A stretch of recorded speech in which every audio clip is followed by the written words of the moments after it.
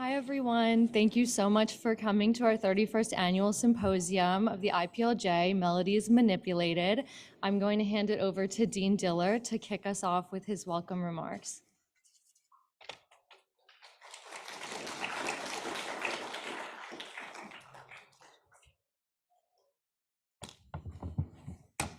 Thank you, Eleanor, and it's fantastic to see all of you here today. I see you've all migrated to the back of the room, which is, I guess, human nature, but it's great to see you here. And I also want to welcome everyone who's viewing this remotely.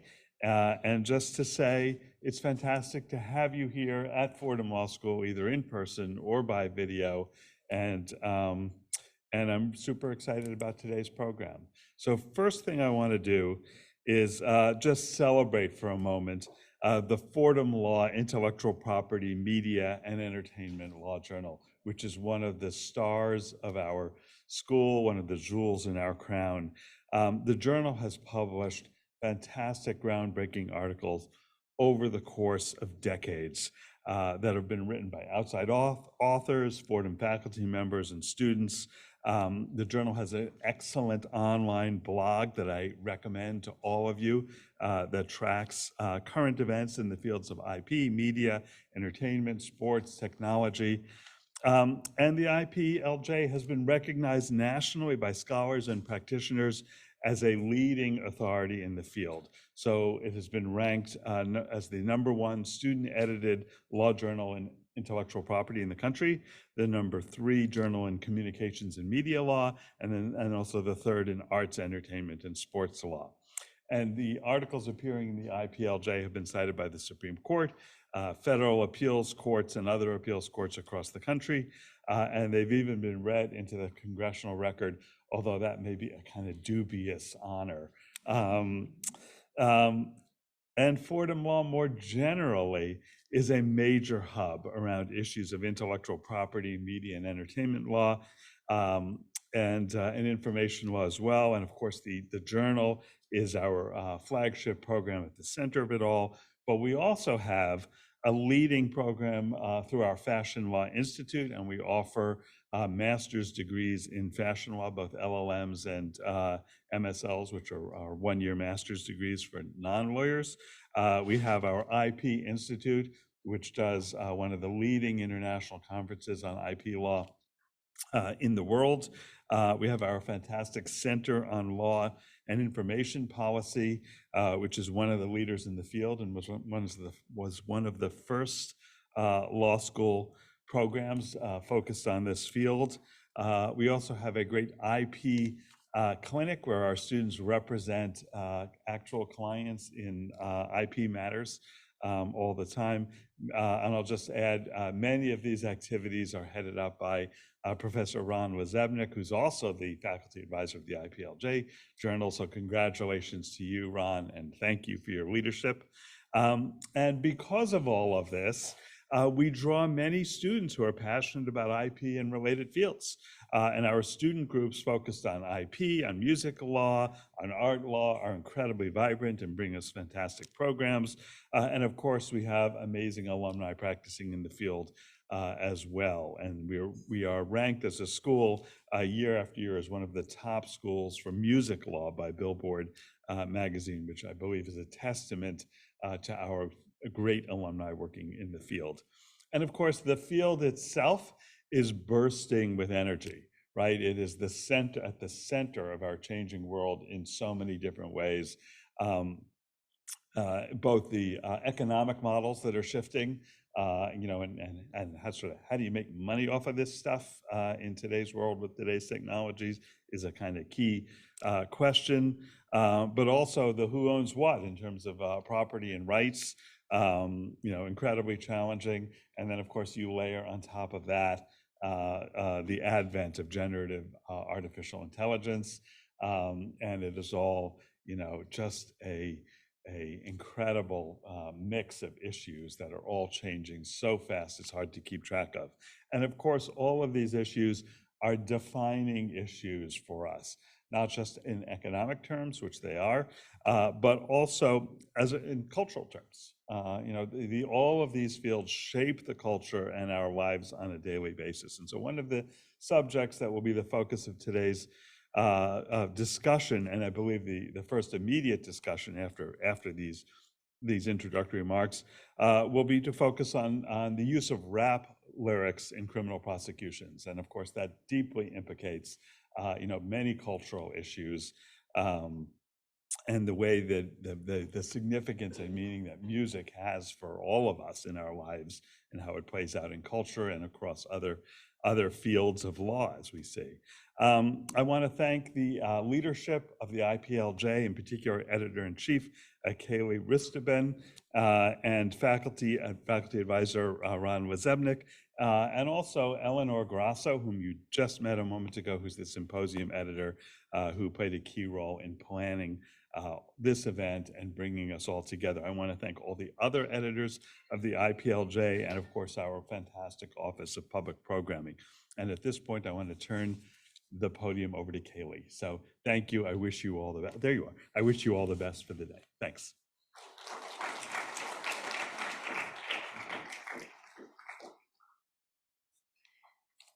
Thank you so much, Dean Diller.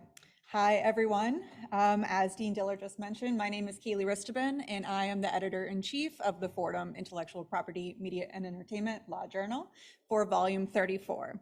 I first of all want to thank everybody for being here, both in person and virtually. It is so great to see so many people here gathered for such a great event planned. This is now the journal's 31st annual symposium aimed at discussing current topics throughout IP, media, and entertainment spheres. Past years have focused on art and cultural heritage law in the phase of armed conflicts, supporting diverse voices in intellectual property, and free speech in the modern era. This year, we will be focusing on current issues affecting the music industry. Our keynote speaker, Marilyn Mosby, will kick us off via Zoom with an overview of the cultural and social context of rap lyrics being used in criminal prosecutions, which will also be discussed further in panel 3 later on. Our first panel will focus on current copyright issues within the industry. Our panelists will touch on copyright litigation, as well as provide an overview of what is needed to both protect music and also prove infringement today, in light of the increasingly accessible methods of both producing and sharing music globally. Our second panel will shift into the inescapable topic pretty much the entire legal community is abuzz about, which is AI.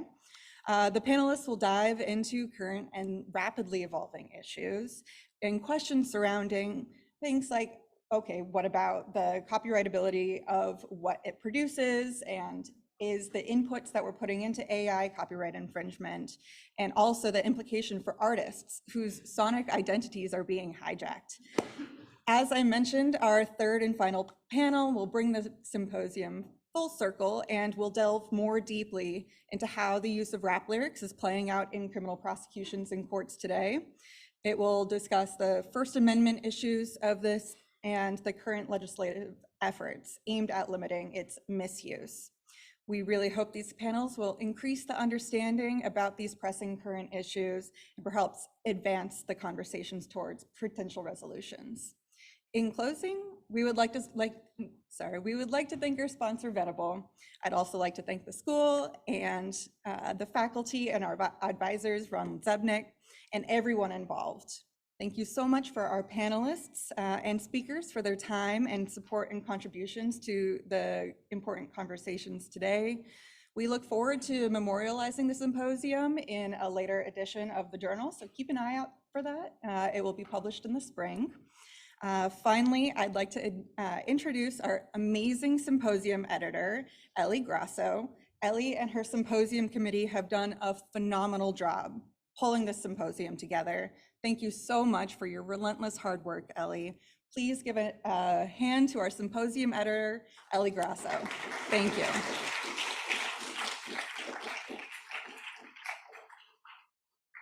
Hi, everyone. I'm also going to thank everyone who's here today. I would like to extend thanks to Kaylee Ristovan, our editor-in-chief, and Professor Ron Lazebnik, our faculty advisor, for all of their support and guidance throughout planning and organizing this year's symposium.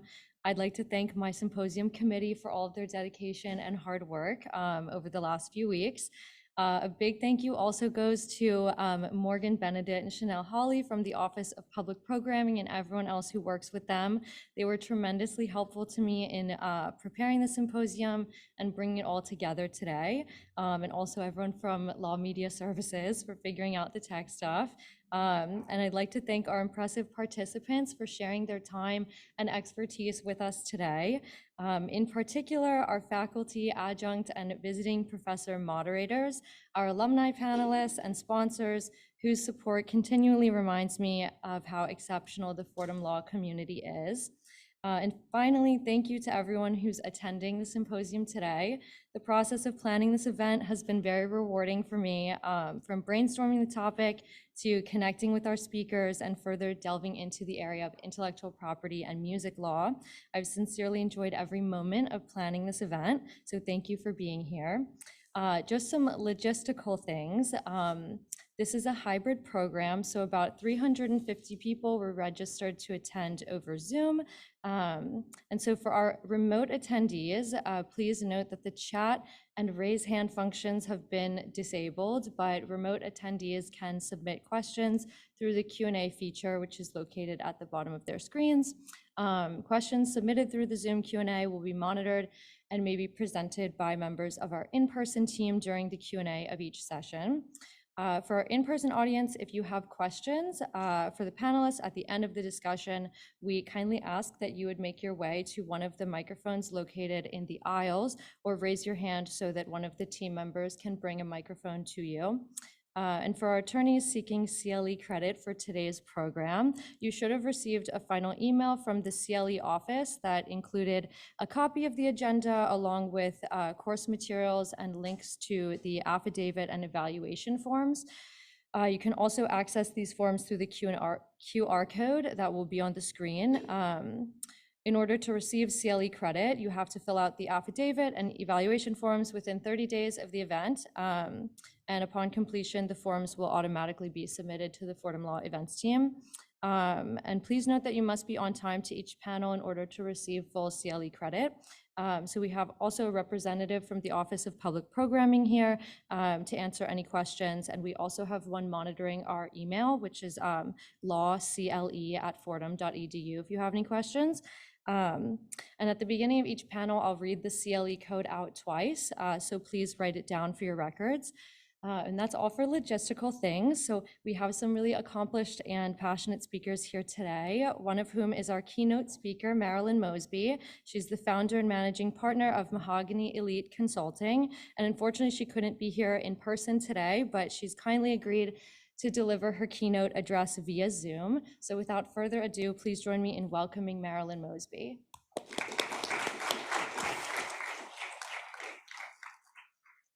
Good morning, everyone. I'm so glad to see all of you. Thank you for the invitation to the ladies, gentlemen, esteemed colleagues, aspiring attorneys. I am so incredibly honored to join all of you this morning at the 31st Annual Symposium, Melodies, Manipulated Intellectual Property in the Music Industry. Not only because as someone who has dedicated my life to the pursuit of ensuring freedom, justice, and equality in the criminal justice space, but as a firm believer in the universal ideals of humanity, that all humans and all human beings are born free and equal in dignity and rights.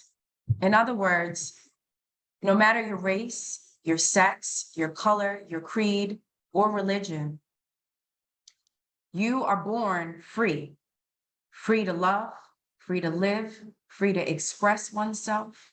You were born equal, meaning no one is greater than anyone else, and everyone should be treated the same with dignity, which is the right of a person to be valued and respected for their own sake and to be treated ethically with inalienable rights, meaning which is morally correct and honorable.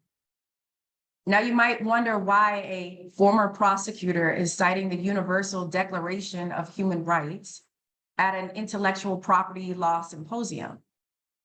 The reason is simple. These ideals of equality and justice, freedom and human dignity transcend the boundaries of my experience in the criminal justice system, battling on the front lines to ensure the application of equal justice in a criminal justice system riddled with disparities that disproportionately affect Black and Brown people. These ideals should serve as the foundation for every attorney's conduct, especially in areas of law that have far-reaching global implications. Charles Hamilton Houston, trailblazing attorney who fought tirelessly against racial discrimination, once said, "A lawyer is either a social engineer or a parasite on society." These words resonate deeply with me and underscore the profound responsibility that each attorney holds in shaping society. As legal practitioners in a country that aspires to embody the ideals of humanity, it is crucial to acknowledge that America doesn't always live up to its promises of equality and justice, and most importantly, dignity, especially when it comes to matters of race.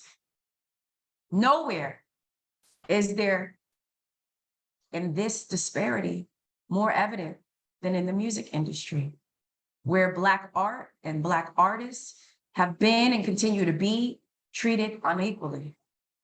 Music, as we all know, is one of the most powerful influences of a society. It's a form of self-expression that conveys emotions and opinions and creativity through unique symbols that emanate from the soul. Music is a universal language capable of inspiring and igniting and driving societal change, making it a potent tool for implementing those ideals of humanity, for implementing equality and freedom and justice and dignity for all. However, this can only happen when we acknowledge that these ideals don't always extend to Black arts and Black artists. Consider this. For centuries, Black artists have used their creative expressions to illuminate stories of struggle, survival, and triumph. These stories have emerged from the depths of poverty and unemployment and violence and urban decay, encapsulating the essence of the Black experience in America. Through self-expression, these artists have not only creatively expressed their lived experience through their art, but have also inadvertently voiced the social, political, and economic truths faced by marginalized people of color across the globe. Hip hop has become a cultural and global movement. Rather than embracing these accounts of triumph as brilliant testaments to the human spirit and the divine, as is noted in Eric Nielsen and Andrea Dennis's Race, Lyrics, and Guilt in America, Rap on Trial, rap music and hip hop is one of the only art forms of self-expression in America that have been uniquely contested, marginalized, and even criminalized since its inception. When you consider the fact that rap music and hip hop is now the #1 genre of music in mainstream America, clearly the disparity of this criminalization is an injustice that we cannot continue to ignore. When you consider the sobering fact, it is sobering.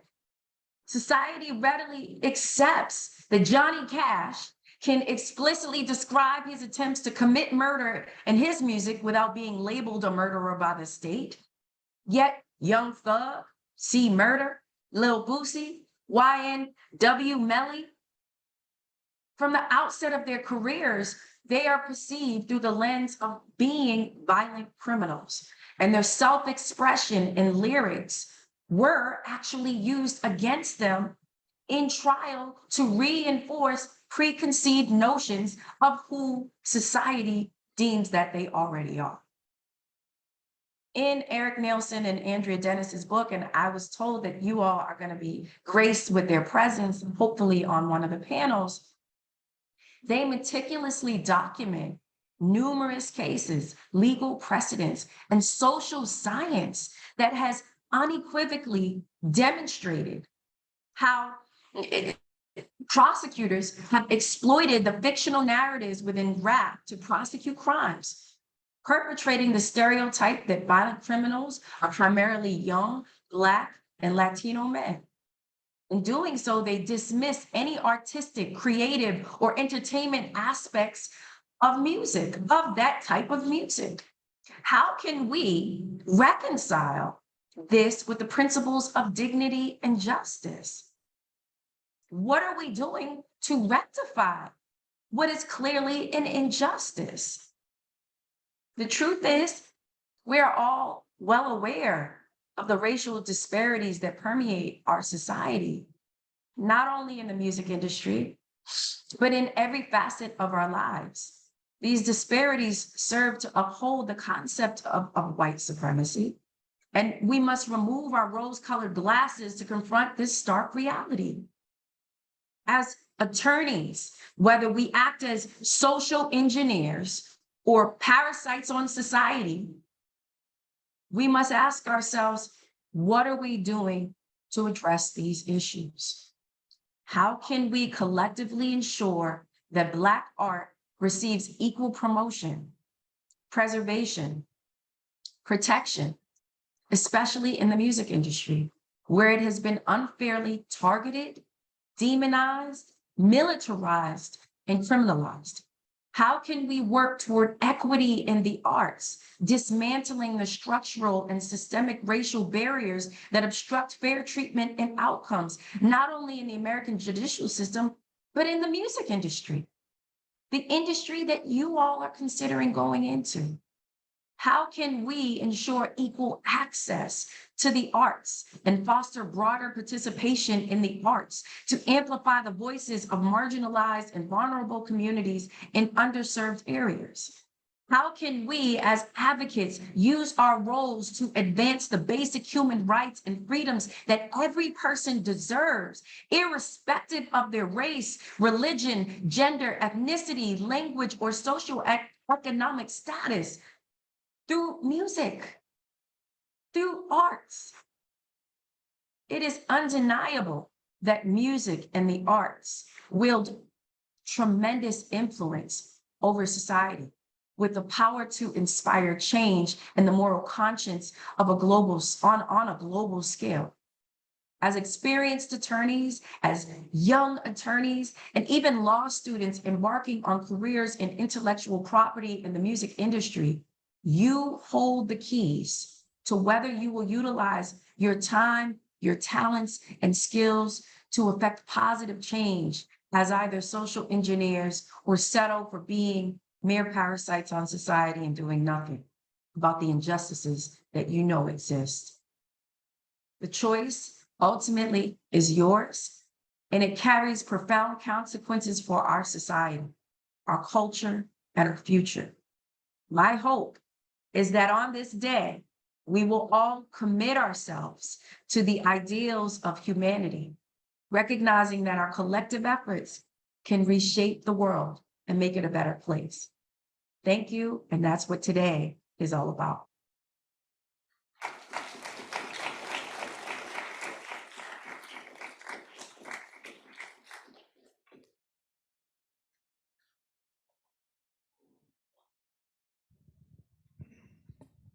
If anyone has any questions for Marilyn Mosby, it would be great if you could make your way to the mics in the center of the aisles.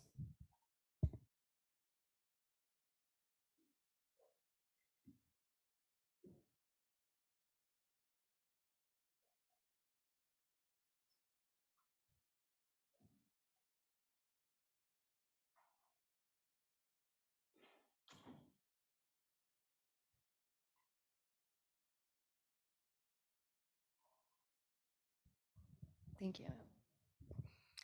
Hi, Marilyn.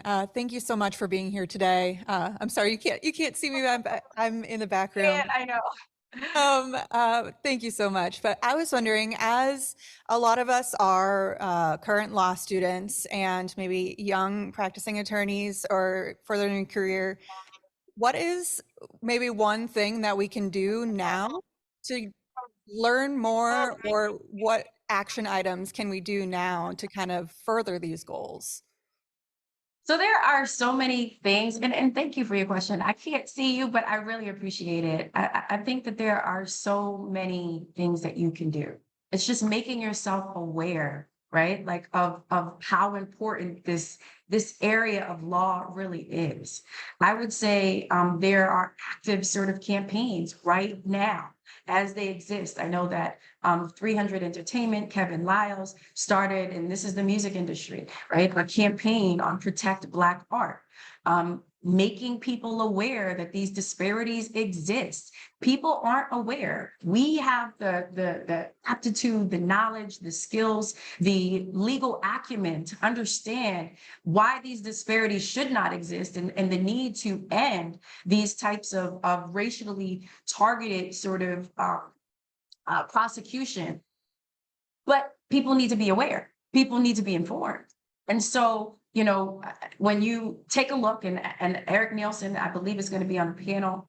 I read that book, and it is so incredibly intriguing because, again, it breaks down the case law. It goes through the legal precedents that have been set. It goes through current day issues, and it would blow your mind to see and understand how these disparities exist, and yet nobody is talking about it.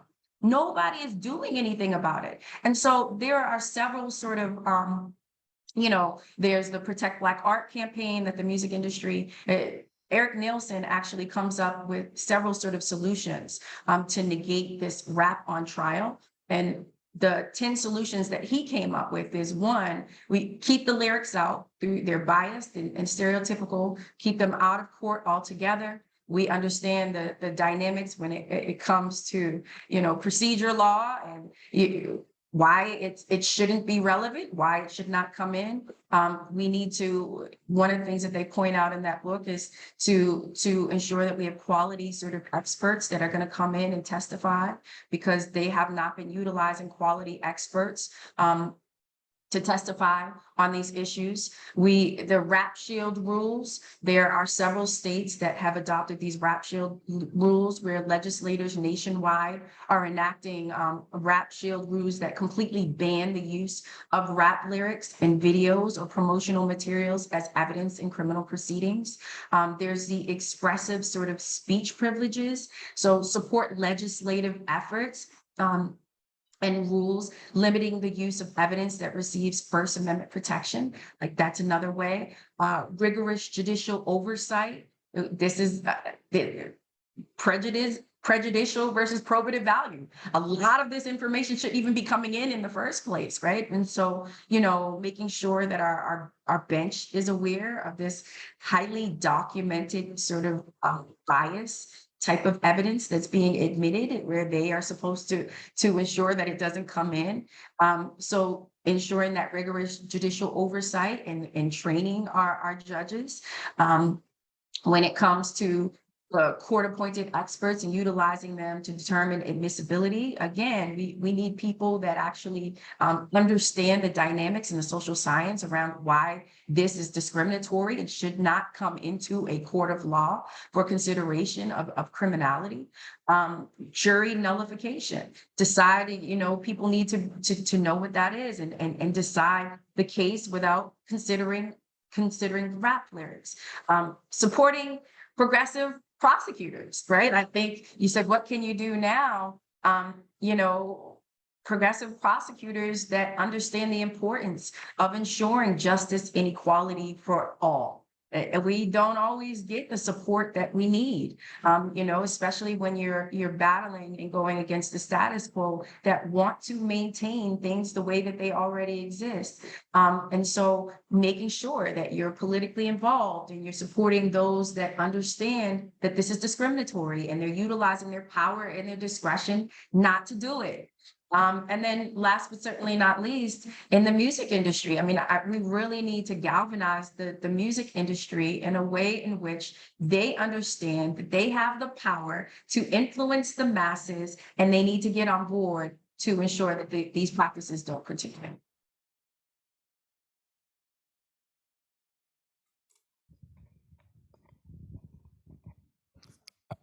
Hello. Hi. I'm also behind the camera. I'm Max. I'm a senior notes and article editor on the IPLJ. Thank you, first of all, so much for being our keynote speaker today. So I have a question. Whether you think rap lyrics or any musical lyrics for that matter should not be admissible per se, or do you think it should be decided on a case-by-case basis? So the danger in deciding it on a case-by-case basis is that it becomes subjective, right? And then if you have, everybody has their own sort of biases, that it still allows it to come in a way in which it can be disparate. People in one set of circumstances may be treated differently than others. And so I'm of the opinion that no, this is a creative art form. Why would we want to use this creative art form to prove that somebody has committed acts of criminality, right? Like, I just don't believe that that should be the case. People are creative, people exaggerate. This is an art form. And so to that extent, absolutely, I don't think that it should be used in a court of law against a criminal. Unless, right, the person is making an admission to the actual crime and saying on such and such and so date, I shot this man and he was killed. That's not what is happening, right? When we look at these cases and you look at the case law and the precedents that have been set, these aren't examples of individuals saying on such and so date, I shot John, and John is the person that where they're now charging me with a murder, right? What we have is like these attenuated sort of like lyrics that are now being used that were made 2 years prior, and now it's applicable to this particular incident in which it's being used to suggest, again, character evidence that this person is it's propensity. It has the propensity to kill because look what they've said in these rap lyrics. And those have been the recurring sort of examples that come up over and over again. And so that I'm vehemently opposed to. Thank you for your answer. And just as a follow-up, do you think the same line of thinking could be used for, say, social media posts or other online blog posts where some people may think of it as an art form or as an outlet of creative expression where they're almost putting on a persona or character similar to musicians? Do you think that same line of thinking could be there for admissibility of evidence? I mean, I think it can. I think you have to take the context. And as I stated, if you're on social media and you actually committed an act and you killed somebody and you're on social media and you say, I just shot somebody, or you're on FaceTime and you can see it, right? Like, I don't think that that's an art form. I think that that's an admission that should be used against you. But if it's something that is, again, music, it's something that is a creative outlet. As you stated, maybe it's a personality, and this is something that is consistent with what that person says or does or has done in the past, then I don't believe that you should be able to use that unless there is a direct sort of admission to the crime that is charged.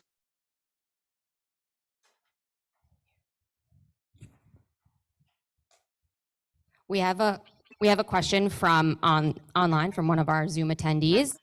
So can you talk a little bit more about scenarios where the lyrics are literally and directly related to the case at hand? The example given is Tiger King threatening individuals in his song. What test would you use for whether the song is tenuous compared to those that actually relates to a case? So, I mean, I will tell you, I can give you several sort of examples, and I would cite the ones that have been cited. And I am not Eric Nielsen. I didn't write the book. But I'm speaking from the perspective of a prosecutor who has had to oversee hundreds of cases. And I can tell you that I would oversee it, and I'm not going to take a circumstance or a situation in which, as you stated, there's this attenuated sort of circumstance that I'm now trying to for purposes of convenience, apply to a situation that, yeah, it might make the jury believe that this person has the propensity to be violent or the propensity to be a murderer. What we also know is that we're not supposed to be even using that type of evidence. And so I'm not going to use it in this particular circumstance, because what we've seen over and over again is that it's only being used in circumstances where it's related to Black and rap and hip hop.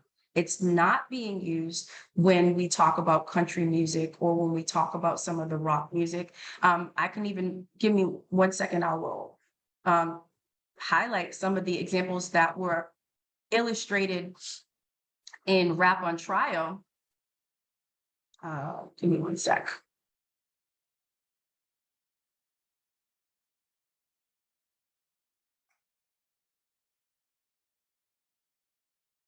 So yeah, I mean, like I talked about Johnny Cash. You know, he had his fair share of run-ins with law enforcement and wound up in the jail on several sort of occasions. He also wrote lyrics that, if taken literally by a court, could easily have landed him in deep trouble. And Folsom Prison Blues, that was a instance in 1957 where he says he shot a man in Reno just to watch him die, right? Like, that wasn't necessarily something that could be used or was used in a court of law. 1962, there was the Dahlia is Gone, in which he slowly recounts tying a woman named Dahlia to a chair and then shooting her to death.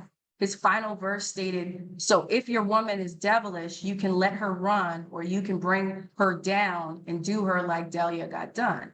Well, both these instances, while both country and rap speak to sort of similar themes, and when we think about country music, we think about rap music, sex, drugs, alcohol use and abuse, poverty, and violence, both of those genres encapsulate and focus on that authenticity, right? And it's an interest in representing geographies, cities, states. This is what we constantly see in both country and rap. And they have a tendency for artists to get into trouble with the law. They talk about that in both country and rap. There is no example. And that was what was documented in this book, that there is no example of country music lyrics used in a criminal trial the way that rap lyrics are over and over and over again. I gave you several examples at the beginning of my speech where that was 5 current day examples of rap artists who have been criminally prosecuted as a direct result of those lyrics.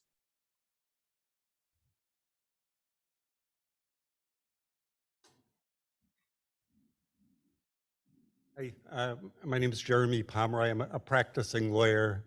Just for clarification, if a rap lyric specifically targets an identifiable person, and that identifiable person is relevant or potentially allegedly a victim in a criminal case, would you say that in those circumstances, the rap lyrics might be admissible? That's, I guess, my first question. And then sort of a related point, I'm not really sure about the example of Johnny Cash. As far as I know, he was never accused of murder. You know, he was arrested for DUIs, drug charges and whatnot. So I don't think there was ever any particular test, as there would have been if he had actually shot a man in Reno just to watch him die, as the lyric goes.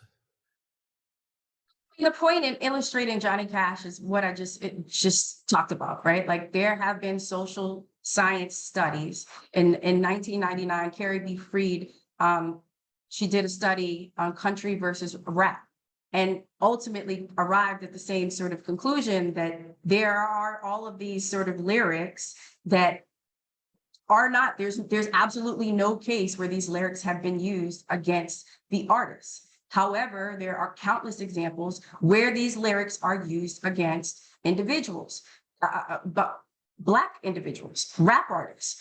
And so I guess I'm confused as to, there's no example of a country artist being charged. That's kind of the larger point.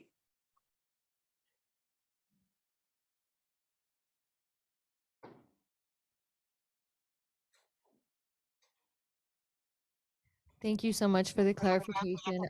This is Ellie. One of the things that I've always been interested in is the way that rap lyrics are used as evidence against the average person. I feel like we talk a lot about famous artists that we know and love, but I'm sure also as a prosecutor, you are aware of the ways that it affects average people. So I would love if you could speak to that a little bit. I think it's a great question. And what you will see, and when you have an opportunity to speak with Eric Nielsen, who, like I said, has done a meticulous job in documenting these cases, the majority of the cases weren't high profile individuals. I'm using high profile individuals because it's one in which people can go to and actually follow. One of the questions earlier was, what can we do, right? Like, keep informed. And so I use the examples of the high profile individuals for that reason. But the majority of these cases are absolutely common everyday folks that fall under the radar, right? Because of the subjectivity of the judges allowing it to be admitted into evidence. And, you know, the prosecutors, everyday line ASAs who make a determination that this is something that's going to strengthen their case. And so that is one of the reasons why we have to be informed about these practices, because it is common everyday folks that aren't going to get the media attention the way Young Thug or some of the other more high profile individuals do when they are charged with high crimes as a direct result of the lyrics that are being used against them.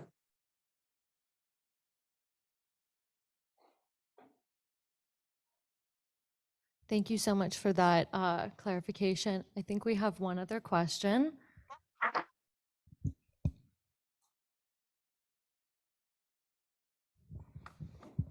Hi. So this is kind of going back to Kaylee's first question in the beginning, because I feel like as students, we don't have as much autonomy in what we can do.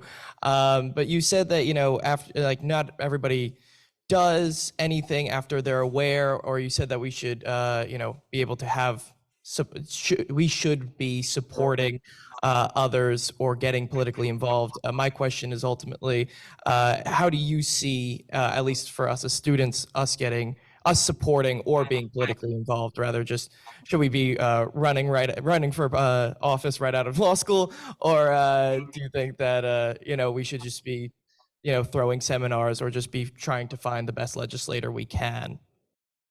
So I think it's all of that, right? I do. I think that you have to be at the table making these decisions. So I do encourage, when I ran for office and became the state's attorney, I was the youngest chief prosecutor of any major American city in the country. I was elected at 34 years old, right? Like, and so getting the experience, I think, before you get to the point where you decide to run. And I would encourage everybody to be in these positions, making decisions that ultimately utilizing your discretion. I am of the opinion that prosecutors are one of the most important stakeholders in ensuring justice in the criminal justice system and beyond. So I would encourage folks to always run. But the other thing that you can do while you're in school and while you're learning is to keep yourself informed. Interning, right? Acquiring as much practical sort of experience that you can possibly get. I remember when I went to Boston College Law School and I did a clinical. I knew I wanted to go into criminal law. I didn't know what type of law I wanted to go into. So I said, okay, I'm leaning towards being a prosecutor, but what I want to do for a year is be a criminal defense attorney, right? Like, so as a student, I was a criminal defense attorney. Then I did the civil litigation clinic. Then I interned for the Suffolk County DA and then the U.S. Attorney's Office in Boston and U.S. Attorney's Office in D.C. And I did all of that for free, right? And I did that to get a well-rounded sort of perspective so that I could be informed about what I wanted to do and have a well-rounded sort of perspective when it came time for me to get out of school, when it came time for me to apply for a job. And so that is what I would encourage the younger sort of the law students, get the practical experience. I would encourage even the younger attorneys, get that practical sort of experience. And I would also encourage you not to be discouraged by naysayers and haters, right? Like, you should be running for these positions. Once you have that sort of well-rounded sort of perspective, You should be making these types of decisions. You should be running for office. You should be engaging legislators, knowing and being informed about what's happening in your community so that you can collaborate with them on legislation that is going to impact the area of law that you choose to practice in. And so there are so many different things that you can do. In the music industry, there's learn it. Learn it, like learn the ins and the outs of the music industry. And the way that you do that really is not focusing on instant gratification. As I stated, when I did all of my internships, I didn't get paid. My colleagues were like making $40,000 a summer, and for, all 3 years of law school. And then, getting out and as a young attorney, I'm a law clerk before, I became and had a position as an assistant state's attorney. Don't think about instant gratification. You're thinking long-term, and your long-term goals are what are going to matter in the end. And so that is what I would encourage you all to do. Yes, I would encourage you to run for office. I would encourage you to get the practical experience. I would encourage you to collaborate with legislators. I would encourage you all to stay informed.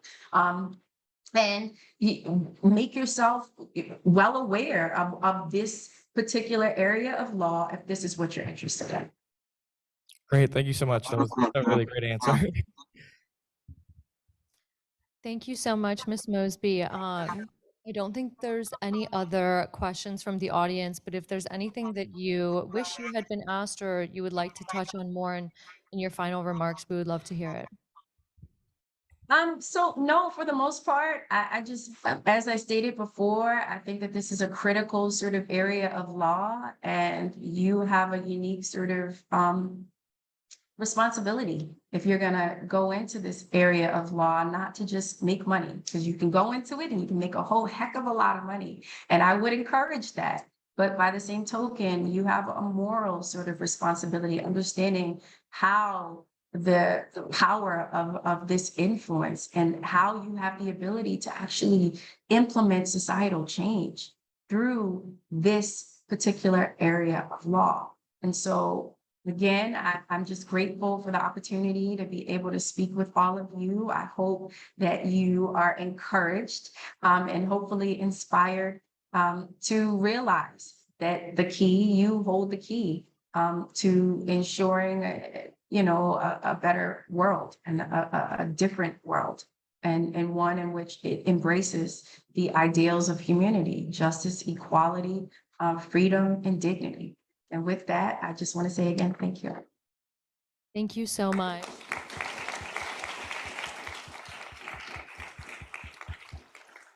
We really appreciate you being here, especially because you couldn't be in person. So thank you. And Thank you for having me. Yeah, thank you. We're going to begin the next panel in a few minutes, but we'll take a short break before then. Thank you so much. So the CLE code for this panel is DDV23. That's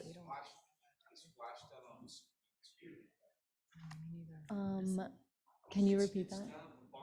Yeah. Yes, it's DDV23. Yes, I'll get it. I'll move it. Okay. I understand. I'll move it after. So I'm thrilled to introduce our moderator, partner at Edelman Matz PC, and adjunct professor at Fordham Law, Sarah Matz.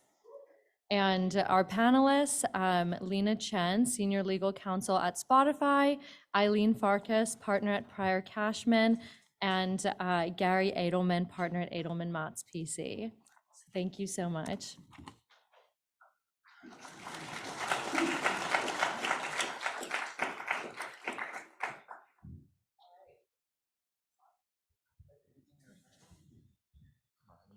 I don't know. Okay.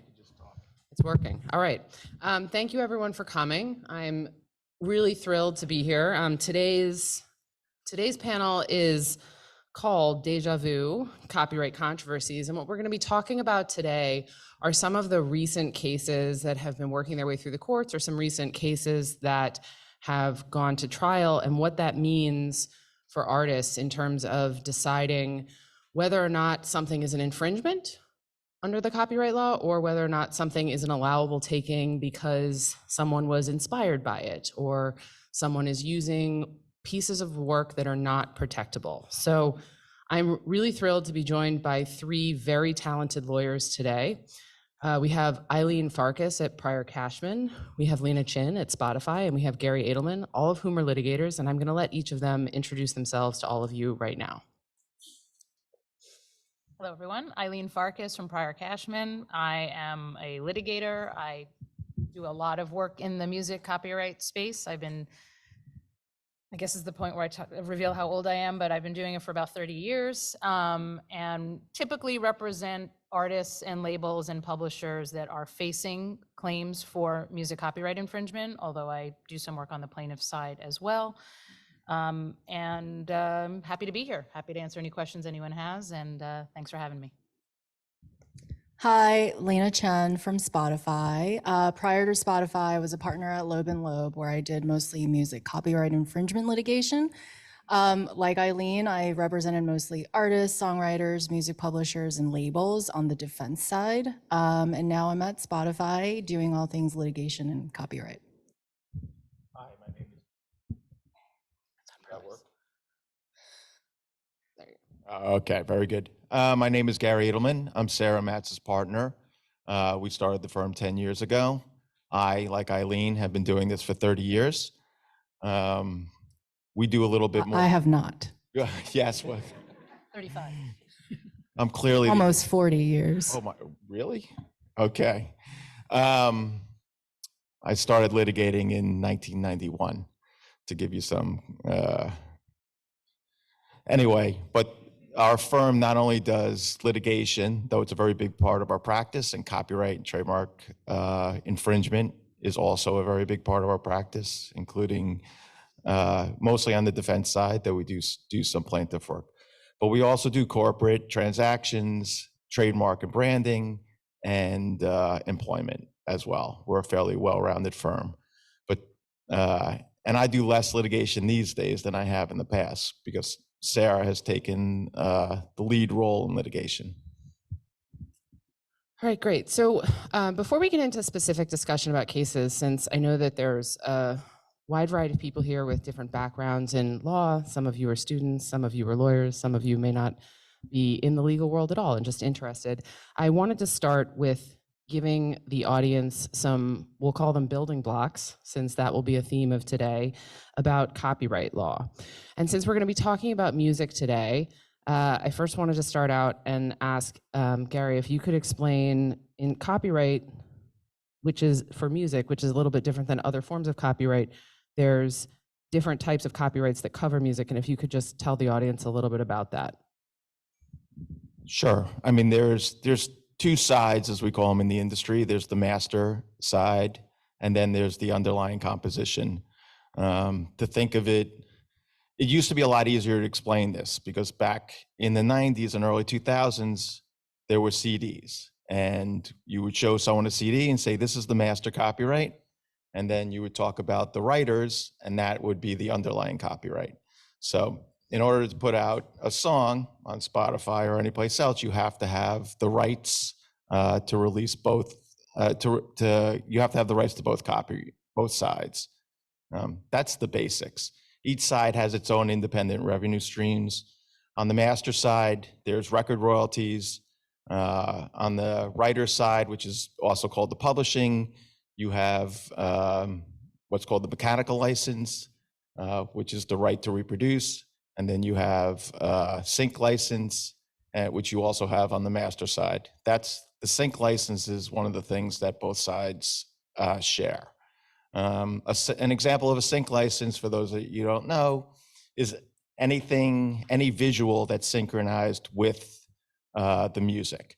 So if you see a song on TV or in a movie or you watch a commercial or anything on the internet that's actually physically synced with music would be an example of a synchronization. Thank you. Okay, so also just to give some basics before we get into actually talking about the cases, I think it's important to know the basic elements of an infringement case, because we're going to dive into those a little bit today in the context of two of the cases we're going to be talking about. So Eileen, would you mind giving us a kind of basic overview of the different elements of an infringement case? So really just basic level stuff. So when you create a copyrightable work, such as a song, copyright protection exists the moment it's created, as long as it's fixed in what they call fixed in a tangible medium of expression. In order to bring an infringement claim, though, you have to have registered for copyright with the US Copyright Office. And as Gary said, there are two types of copyrights when you discuss music. There's, just to say what he said in a slightly different way, just because I feel like it, there's the actual like musical composition. Like when you think of like, you know, the traditional way of sitting down at the piano or sitting with a guitar and composing a song, that's called a musical composition copyright. And whoever wrote the song owns that copyright unless they've done something with the ownership and the rights. And then each time that song is recorded or performed and recorded, then that's a sound recording copyright. So one composition could have 5, 10, countless numbers of sound recording potential copyrights, covers, live recordings, remixes, whatever. So there's always, for every one musical composition copyright, there could be a whole bunch of different sound recordings, and those are different copyright ownership rights. If you are in a typical infringement case, the sort of you stole my song infringement kind of case, the plaintiff has to prove ownership of the copyright that they're seeking to sue upon. So if it's about the composition, they have to prove that they have a copyright registration in the composition. And then they have to prove what's copying. And there's two aspects of copying. There's actual copying, showing that, either it's hand in the cookie jar sort of, actual copying where you have proof that the defendant or defendants actually copied your song, which is less common, or you have to prove access. You have to show, and it's a legal term in the copyright world, you have to show that the defendants actually had an opportunity to copy your song, and that there's actual similarity between the two songs. If you can prove that level of copying, the next thing is actionable copying, which is also known as substantial similarity. So you could own a copyright. I could have copied your song, but if I didn't copy anything that you own, it's not copyright infringement, right? Not every aspect of a song is protectable. Not every aspect of a song is owned by the person claiming it. So substantial similarity is often where these cases get interesting and tricky. So substantial similarity, generally speaking, I could talk about this for more than you're going to let me, is about, copying protectable elements of the plaintiff's song. I'll stop there. Yeah, no, I think just want to give everybody an overview. That was excellent. Thank you. Okay, so one of the cases that was decided in 2015 by a jury was, and for those of you who aren't familiar with it, the Blurred Lines case. This was a case where the estate of Marvin Gaye sued Pharrell Williams and Robin Thicke and allegedly claimed that they copied Got to Give It Up. That case has been, by some, accused of being maybe not a great outcome, because some people think that it might have been the courts allowing someone to claim ownership of a genre. And I'd like to know what each of you think about whether or not that was a good outcome, bad outcome, and thoughts about the impact that it had on the industry. I guess I'll start. Yeah. So that's a big question. I think that case, for any good lawyer, can be distinguished. There were a lot of unfortunate facts that came out, I think, for the defense. There are those videos of Pharrell and Robin Thicke talking about not just using it as inspiration or that they like that music, but that they were really seriously actually considering making a song that sounds like that song. That's not the best fact. That's something that you can't get around. That's not a third party saying it sounds like. It's the writers of the song, the performers of the song saying, this is what I want it to sound like. So you've got access and you've got them admitting that this song is not independently created, essentially, that they were using this more than an inspiration. They wanted it to sound similar to, in such a way that they actually wanted it to have that inspiration be more than inspiration. In terms of how I think it's affected artists in the future, I think people think more about what they say publicly, about, you know, their inspirations, about how they come up with the songs. They're more careful in interviews. I think labels are probably doing more analyses before they release a song. And just for those of you, like, just to sort of give a background on how songs are released in the music industry, when you turn in your songs, the label actually does the work. They have to figure out, do we need a license? What's the risk here for litigation, for infringement? Does it actually sound like something that we need to get a license for? And then do we need a license? Those are all considerations that labels and artist teams make. And, you know, one of the things that happened recently, it was Olivia Rodrigo sort of just giving up, I think, like 50% of her songwriting credits to Taylor Swift and to Paramore. And, you know, that's because they made the calculus that maybe it was sounded like enough, that there was enough public outcry and scrutiny that she didn't want to litigate it. And so they made a decision to just give that up. Instead of litigating, because she's been, I think, publicly said that Taylor Swift is one of her favorite artists, that she, you know, really enjoys listening to Paramore. And so those similarities, that was used against her. The thing I think that there's two things. There's technically substantially similar, meaning the notes, chords, etc. are similar. And then there's this thing that came out in Bright Lines, which was, it feels like it's similar. You know, it invokes the feeling of it.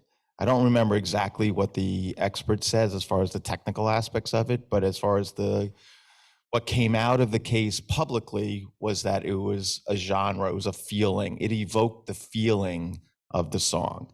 And so I don't think it's a bad decision, actually, what happened. What I think is it's a case that's incredibly singular. And there were a lot of bad things that came out for the defense, like was just pointed out. So I don't necessarily think that it's going to be repeated in that way. The thing is that the courts or maybe even Congress is going to have to decide whether infringement is a technical infringement, or if this feeling that he evokes feeling. Actually, on Olivia Rodrigo, I think there's more technical aspects that were copied than just it. And also, it sounds exactly the same. So I think that there's more, you know, there's more logic to why everybody thought it was the same song. I think in the Bright Lines case, it wasn't the same. The public didn't really think that. There wasn't an overwhelming feeling that that was the same song. So I think that's one of the things that has to happen, is that there has to be a decision by the courts whether this feeling aspect of it, if it's not technically similar, whether that's, you know, an infringement. I also think that it's a very rare instance.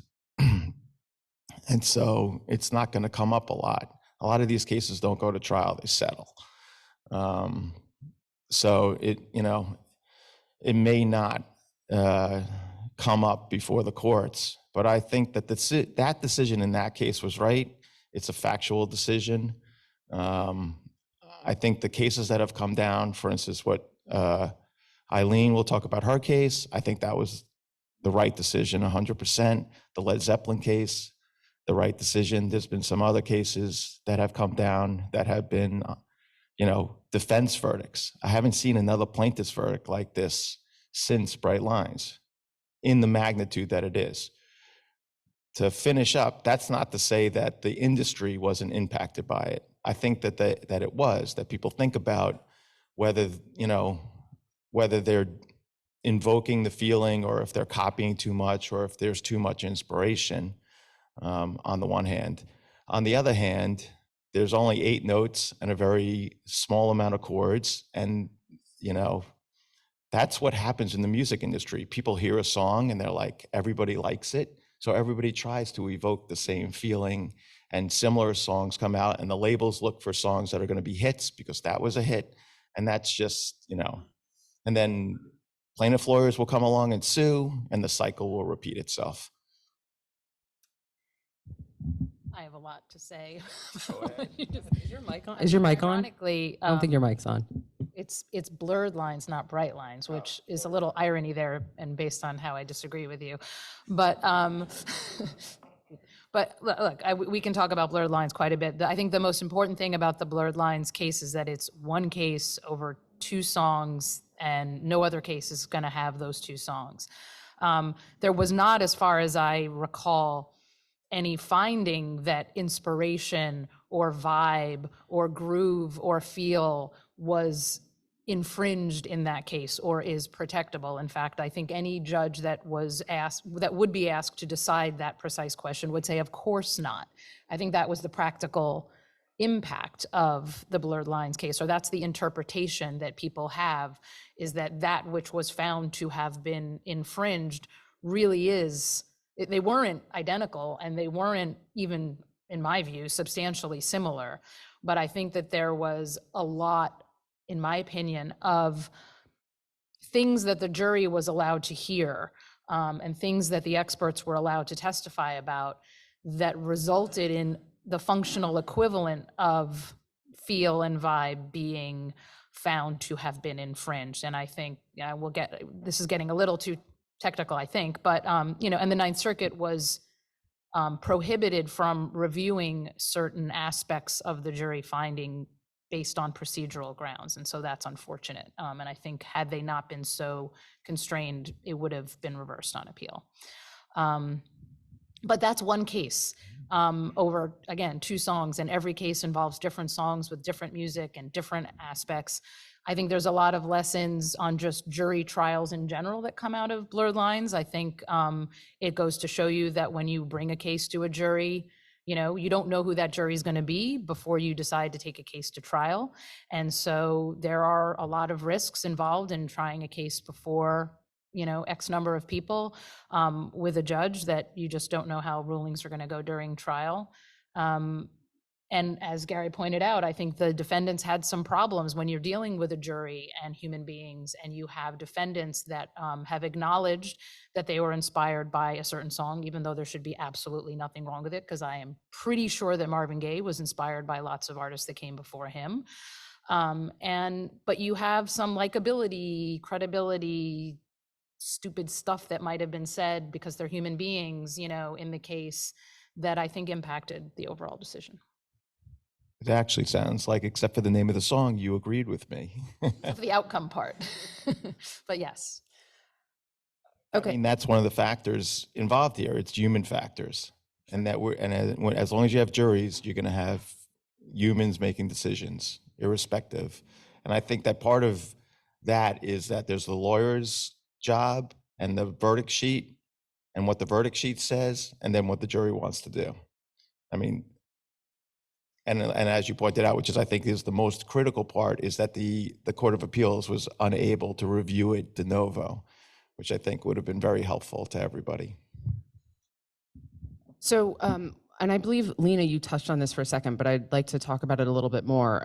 After the blurred lines case came out, you mentioned that there were some impacts that it had on the way artists and labels release songs. So could you talk a little bit more about what that is? And to all of you, do you think that case has had also an impact on potentially the creative process for artists, and whether or not, as they're creating, they are afraid that being inspired by their favorite songs growing up will now turn into suits against them?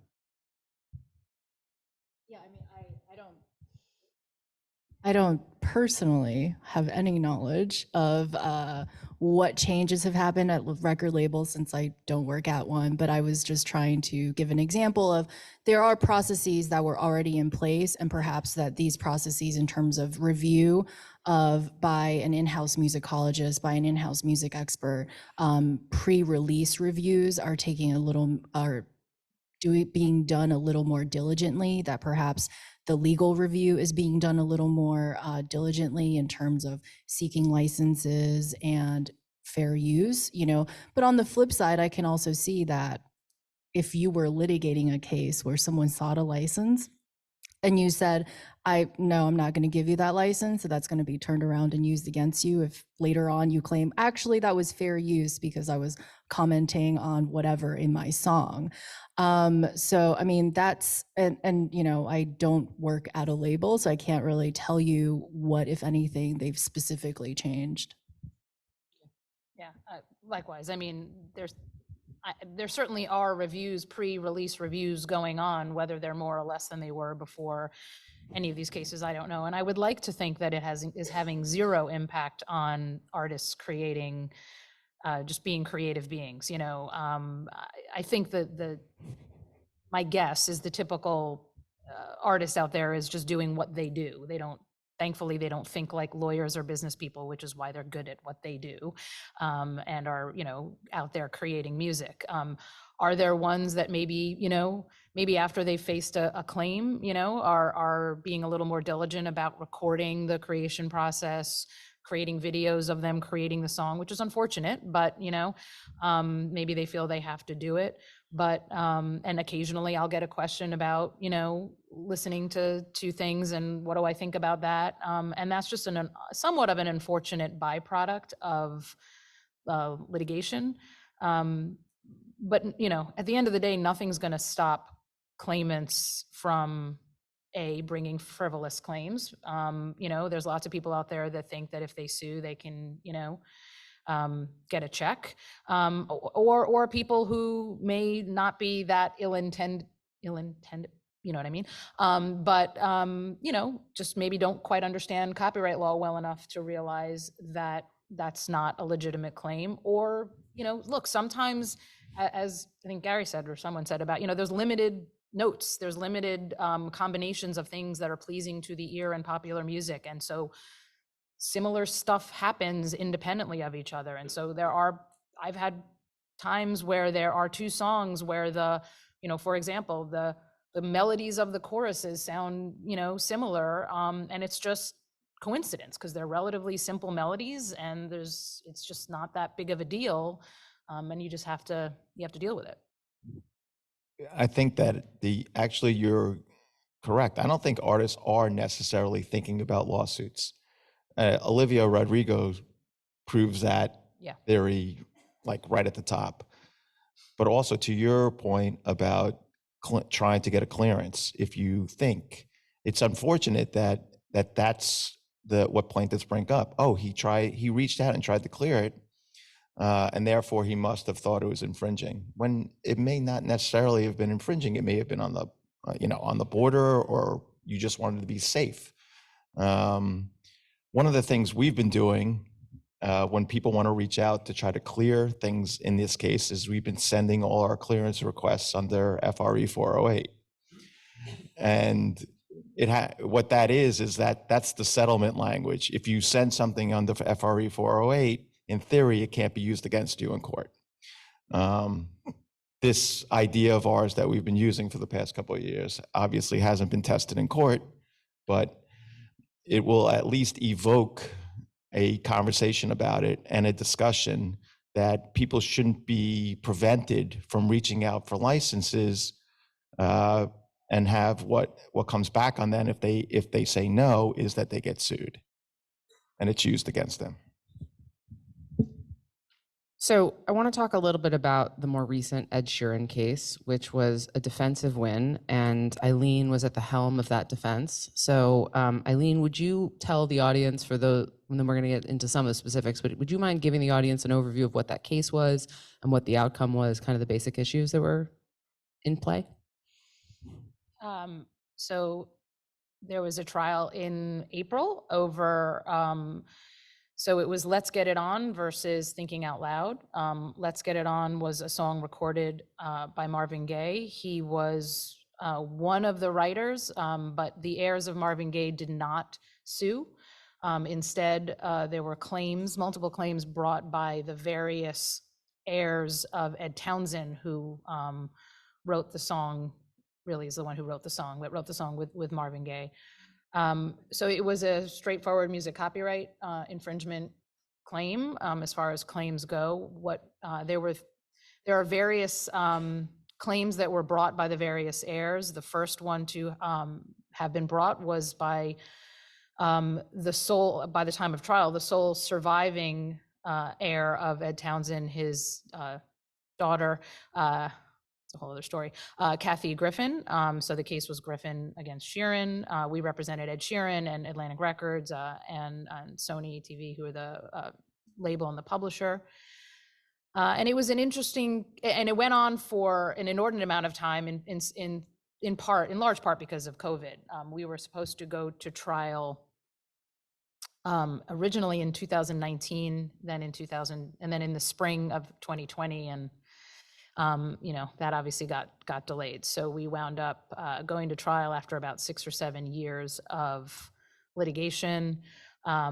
It involved interesting issues so we talked earlier about registering for copyright registrations. One of the interesting issues in this case was because Let's Get It On was registered for copyright under the 1909 Act, and at a time when you couldn't deposit a copy of the recording to prove what constituted the composition, sheet music was deposited, which was done all the time. And we argued successfully that the copyright was defined by that which they deposited with the Copyright Office, the actual sheet music. And we won on that issue, and that was an issue in the Skidmore Led Zeppelin case, for those of you that follow this stuff. And the Ninth Circuit we were following the Ninth Circuit ruling, which was part of the reason that our trial got delayed. The judge decided to wait and see how the Ninth Circuit weighed in on that. And so in our case, the plaintiffs were limited to suing upon what elements appeared in the deposit copy. And so certain aspects, and they had been relying all the time on the particular recording of the song by Marvin Gaye, and they were denied the ability to do that. And so it limited what was at issue at trial, I think absolutely correctly. So that was just one interesting issue that is somewhat unusual, although I still don't understand why, but it's somewhat unusual in the sort of jurisprudence in this area. And then it, came down to the basic issues of, substantial similarity and what is at issue. And obviously we argued that and they agreed, and their experts agreed, that the individual elements, the chord progression, the syncopation at which the chord progression was performed, et cetera, and certain on and off melodic similarities that they just would decide whether or not to argue or not. Everyone acknowledged that those elements individually that they couldn't own them individually, but the issue one of the issues was whether or not the combination of otherwise unprotectable elements could rise to the level of protectable elements. So that was a key issue at the trial, and the key issue that really came down to sort of a war of the musicologists, and really looking at what their musicologist was saying versus ours. And then another big issue for trial was our story of independent creation. So that's something we haven't really talked about yet, but you have all the elements of a copyright infringement claim, but one of the defenses to a copyright infringement claim is not only defeating all of the elements and proving that the plaintiffs can't prove their elements, but then it's, if the defendants can prove that they independently created their composition, that's a complete defense. Because if you've independently created it without reference to the plaintiff's work, then you didn't copy.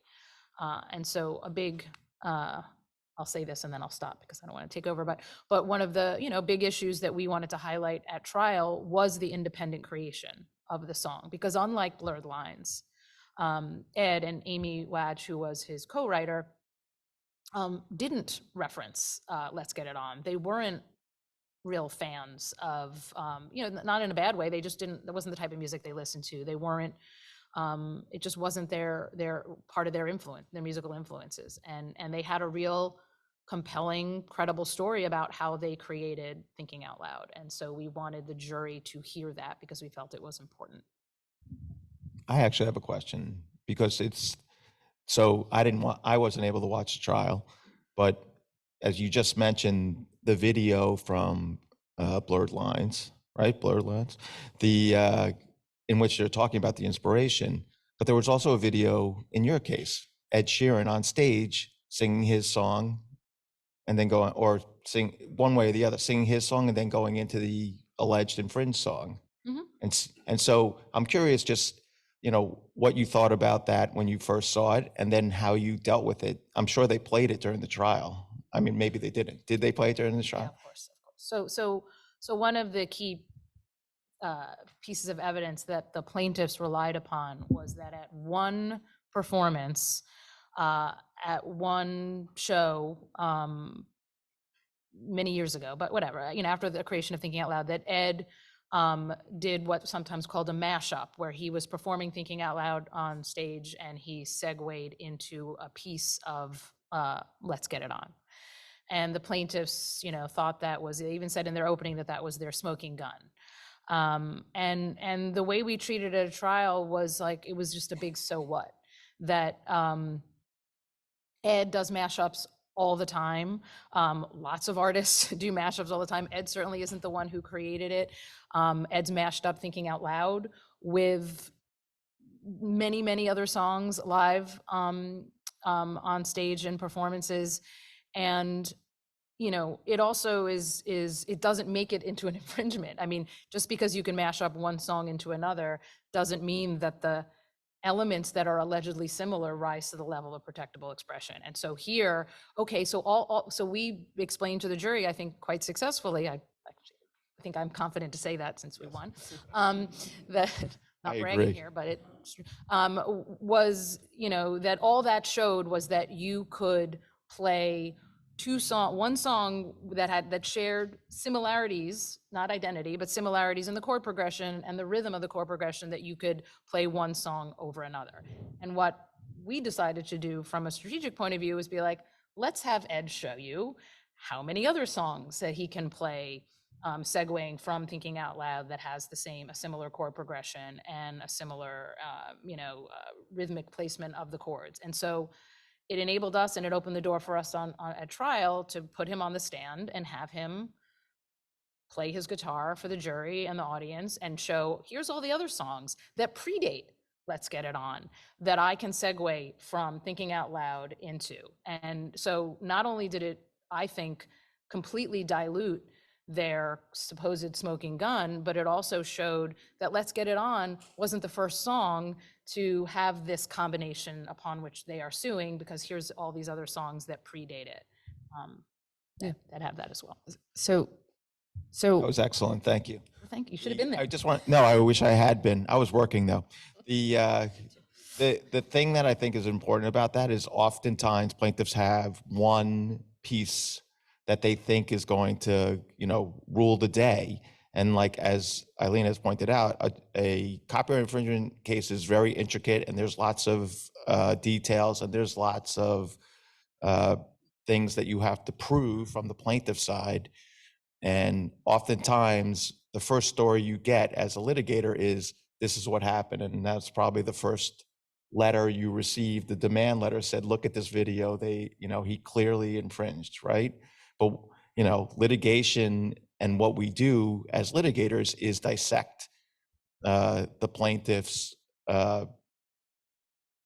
arguments and show the jury or show the judge or show the public, why it's not necessarily infringement under the law. And that was a great example of that. Yeah, and just one more thing. Look, at the end of the day, we lawyers, we can geek out quite a bit on the intricacies of copyright law and the intricacies of what is substantial similarity and what is protectable, and at what point do you cross the line between unprotectable and protectable. And that was a huge part of the preparation and the lead up for this case, and dealing with musicologists and analyzing the music and all that stuff. But at the end of the day, when we got closer to trial, it was like, this is a case that's going to be presented to a jury of human beings. And this is about no matter how famous, Ed Sheeran may be, and how successful he may be, he was 24 maybe when he wrote this song, and he was a human being just like any of us. And he and Amy, like, this song meant a lot to them. And they were just two human beings that got into a room and had a really emotional conversation and wrote a song. And so, that became really important for us to portray to the jury as we got closer to trial. Yeah, thank you for that. So one of the things that has been said in the press and certain legal blogs and news is that some people have claimed that the Ed Sheeran defense win was kind of a correction to those who think that the blurred lines case was a bad outcome. So I guess what I'd like to ask for all of you is, one, do you think that's true? And two, do you think that the decision has given lawyers, artists, record labels, all the people in the industry who this potentially affects, has it given more clarity to where the lines are, the bright lines or the blurred lines? No, absolutely not. I think one thing that we can all draw from this is that every case is highly specific. Like Eileen said, you're never going to have the same two songs being tried again. You're never going to have the same creation process as previously, and you're never going to have probably the same testimony as and the facts before. So I don't think it necessarily creates any kind of line. It's a large wiggle. And it really depends on the facts. I think, what Eileen was talking about in terms of creation and independent creation, sometimes I think, in the digital age, it actually is more helpful, because the way that people write songs now is they are doing voice notes. They are writing into their notes app of ideas for lyrics. They are using, I've had cases where they're like, well, we got to this because check the Pro Tools session. We started with the drums, and then he came in with the bass line, and then I started adding the guitar, and this is just how we came up with what the melody sounds like, or what the beat sounds like. And so check and when I have singer-songwriters who say, I had my notes app and I went into the studio, and then there was a beat that the producer put on, and I scrolled through my phone and said, this sounds like this could work. And then she just started singing, and that's just what came out. There was no, reference. And those are all really helpful facts to have, because at the end of the day, where, you would all be part of the jury pool, it's really effective to have someone show you how they created the song. It's really effective to have someone show you, how these songs are similar. And that is really effective. I think part of what we're all talking about is less copyright law and more really effective trial litigation strategies of like what resonates with jurors. And sometimes at the end of the day, the case goes one way, not because of the facts in the overall sense of what happened, but because of the facts that were presented, of like that one motion to exclude that actually worked, the one motion to eliminate that worked, the one decision that a judge made on summary judgment that precluded something from coming in because it was already decided. So those really, those are the litigation skills that could make or break. Yeah, I agree with you 100%. I think for people who don't understand litigation, they probably think this righted the ship, so to speak. But if you understand litigation, you had two separate cases with two talented lawyers. The lawyer on Blurred Lines is a guy named Richard Bush, who we've gone up against 50 or 60 times. There's no doubt he is a talented lawyer and he's a good strategist. I've been co-counsel with Eileen on a few cases, and she as well is a talented litigator and a good strategist, as Sarah and I are. But that's a lot of it. A lot of it is exactly what you're talking about, which is it's good litigation strategy, or better litigation strategy than your opponent. But at the end of the day, I just think both cases are the right outcomes because the jury said so, and that's that.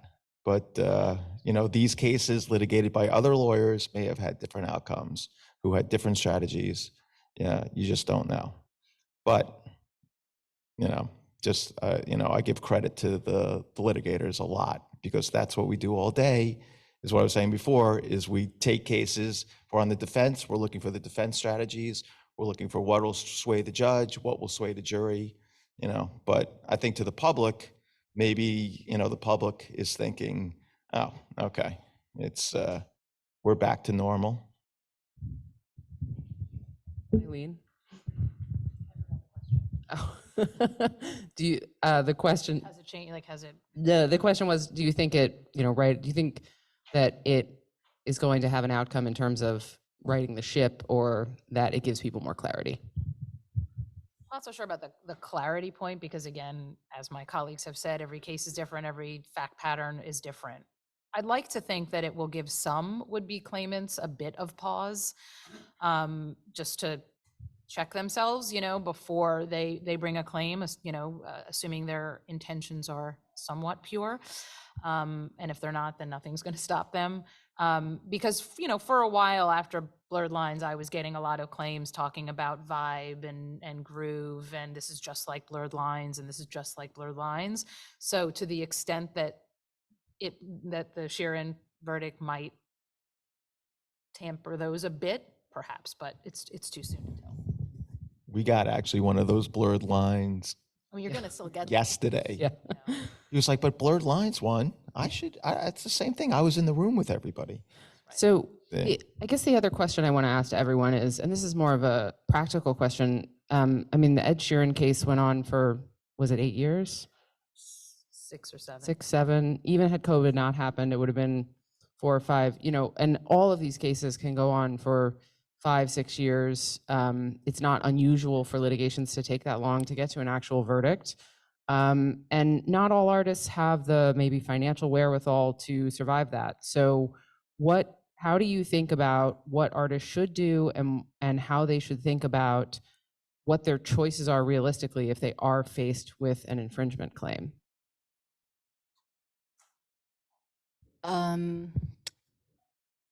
Well, I think it's now maybe is the time to talk about indemnification, that super sexy topic. As a DSP, we are indemnified by the record labels. As a record label, they are indemnified by by the people with whom they contract. Same with the publishing companies. They all have indemnifications.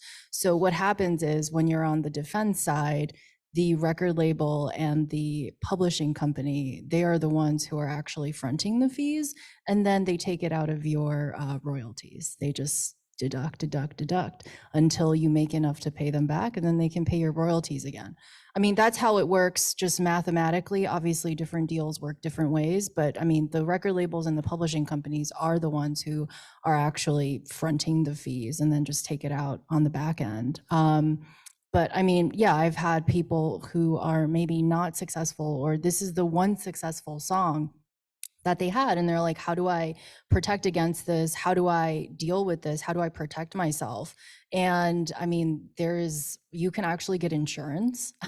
You can get insurance for everything and anything, including this, but it is prohibitively expensive unless you are just, you're always being hit with copyright infringement litigations and you have a giant pot of money that you're sitting on. Otherwise, it's just, I don't know how you can do it other than, rely on your contracts with your record labels and your publishers. Yeah, I mean, it's, when artists get hit with these claims, oftentimes it's a pre-litigation letter. And it's really like any other decision, any other business decision to be made. I mean, of course, virtually every time it's the reaction is what you would expect when, you're being accused of stealing something you didn't steal, or certainly anyway. But then there are sometimes just business decisions to be made. There are of course times where if it's going to cost the writers a fraction of what it might cost them to even win on a motion to dismiss early on, sometimes business decisions are made to just get rid of it. It's a lot of conflicting factors, emotions. Artists are artists. They have integrity. They don't want to acknowledge or even encourage these claimants to come forward and continue to sue. But again, if they can get rid of something, particularly if there's multiple writers and you're splitting it between multiple writers, and it's a fraction of what it's going to cost, at the end of the day, it's my job to present their options and to negotiate the best situation I can for them. because it's better for all of us that artists remain in the studio and remain wherever they write their music and create their art. And then it's their decision, you know, and so there are times where things get resolved purely to just move on with your lives and get this distraction away in a way that makes business sense. And ultimately, it's their decision. Yeah, I would say thankfully, I've never defended a copyright infringement suit which wasn't a hit. I mean, if there's no money, there's no plaintiff. The thing is the record companies, for the most part, are the publishers. They are the bank, and so there's a impetus to settle for a reasonable amount as soon as possible. There's very few artists out there that have the means to go to verdict like Ed Sheeran did. There's a number of factors in that. It may have been the plaintiff wouldn't settle for a reasonable amount, and you're forced to. And you know, that's often the case. Sometimes it's just that the defendant artist is like, there's no way. It's my integrity, and I am just going to pay whatever I need to get a verdict in my favor. I had a case where we lost and on the liability stage, and the writer was like, no, I did not do this. The evidence that the judge relied on for the liability finding, I don't believe it doesn't exist, or, you know, I don't believe it's true. He went down, he investigated, and it was all a fraud. It was all a fraud. We got a second evidentiary hearing and we won because the judge had relied on this cassette from the 90s that the plaintiffs had presented that had this song that predated our song. And that was the access, was we somehow got this cassette, our writer somehow got this cassette. He went and found the guy who was on the photo of the cassette, and he was like 25 at the time. And this cassette was supposed to be from the 90s. So he would have been like 7. And that's how we got it all thrown out. And we actually got, and they wouldn't stop pressing the claim. And we actually got attorney's fees and sanctions because they kept on pressing this frivolous claim. That's awesome. No one ever starts off something on this panel, which this is a case I lost. So And I really won. going to be impressed with you. But you did turn it around, so. We turned it around. We even got money, so it's great. Okay. Amazing. All right, so I think we're gonna open it up to questions from the audience now.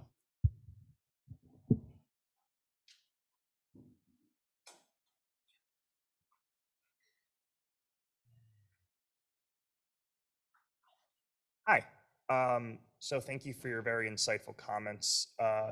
Lena, one of the things you mentioned was trial strategy. And I'd imagine something that comes up at trials a lot is the disparity in star power.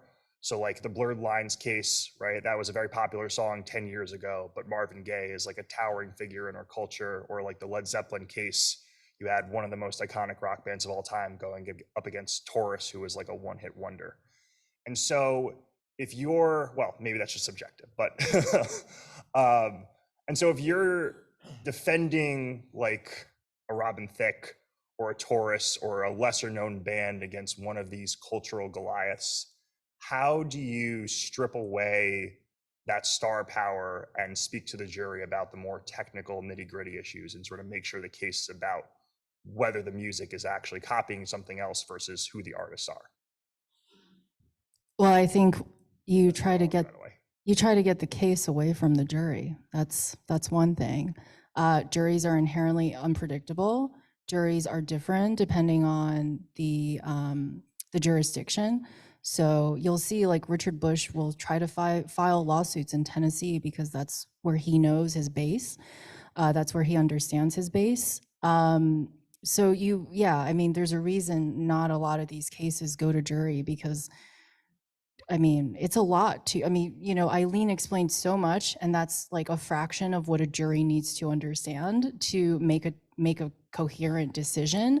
And it's also, you know, she mentioned that, and I think everyone mentioned, like, jury decisions are not really able to be reviewed by appellate courts because they are the trier of fact. It's not easy for an appellate court to overturn those decisions. So I think, you know, especially for your clients, it's like, all right, how do we get this away on a motion to dismiss? Okay, how do we get this away on a motion for summary judgment? And then it's like, all right, how do we exclude evidence in such a powerful, impactful way that this is going to settle? And then you go and you make your opening statements and you try to make them as powerful and impactful as possible.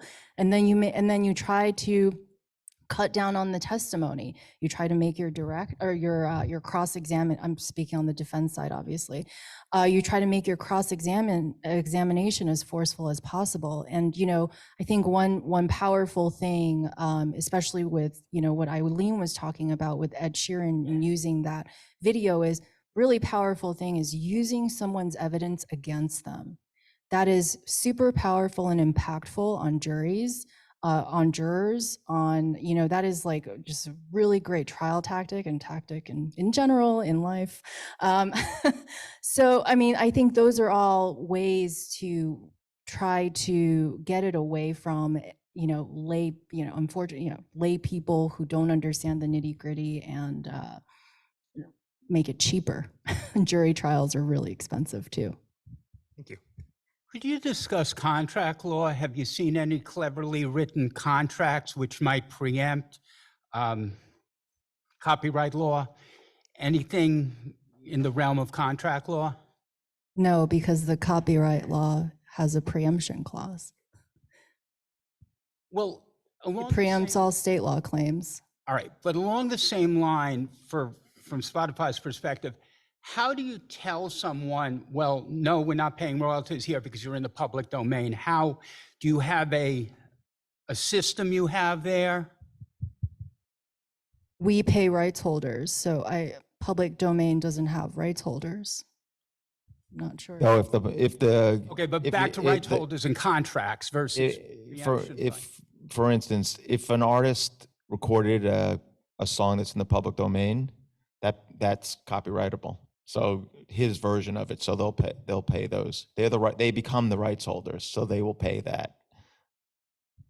Thank you. Hi, thanks for the great chat. So I mainly represent the creative side of the business, singer-songwriters, producers, and oftentimes with especially up-and-coming artists and songwriters, they are their own record label, they are their own publishing company, right? They're doing everything themselves. So I find that they do think about this topic quite a bit. These cases make big headlines, even the settlements make big headlines.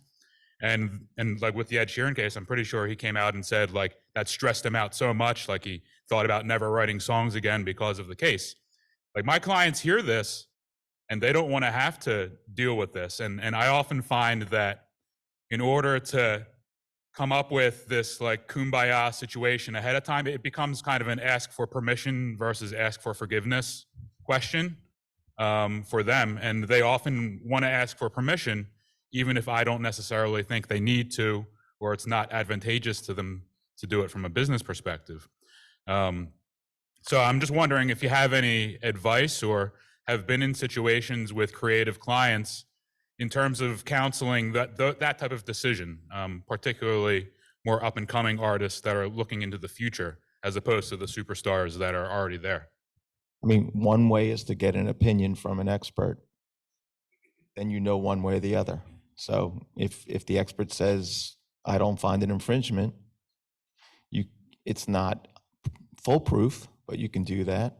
That's also assuming that there's one particular pre-existing song, and that's the only song that might implicate a problem for your client, right? I mean, your clients could go and get a license from song A, thinking that they're worried that someone might think they were inspired a little too much, et cetera.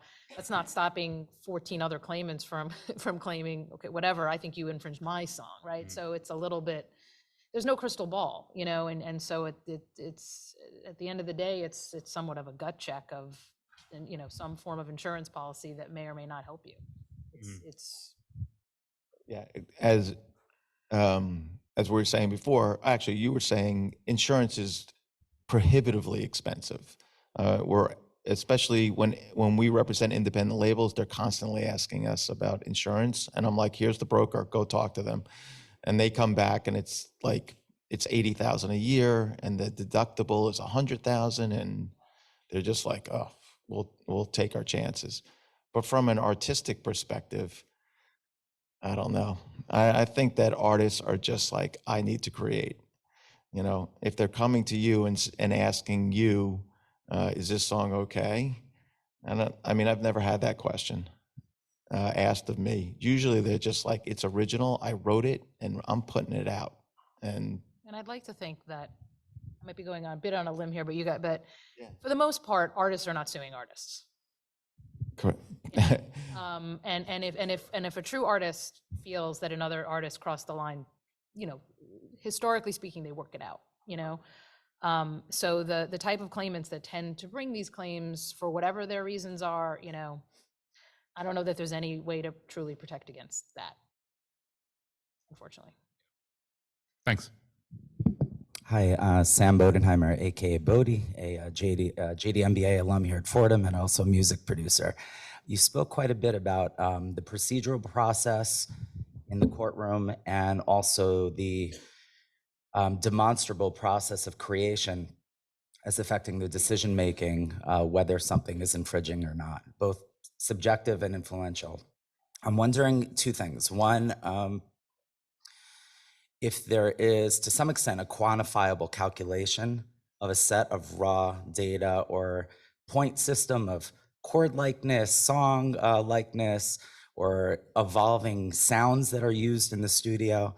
And with that question in mind also, if so, to what extent is that evolving now as certain elements of tune are becoming much more persuasive or of use? For example, Eileen spoke to the defense, which I think is brilliant, with Ed Sheeran showing however many songs run that sequence. And if you go on Instagram, you'll find sometimes up to a half hour or whatever, or lengthy tunes of just going through for musicians a 1, 5, 6, 4 chord progression, going through 40 years and saying this is 50% of the hit songs even now, and it evolves and etc.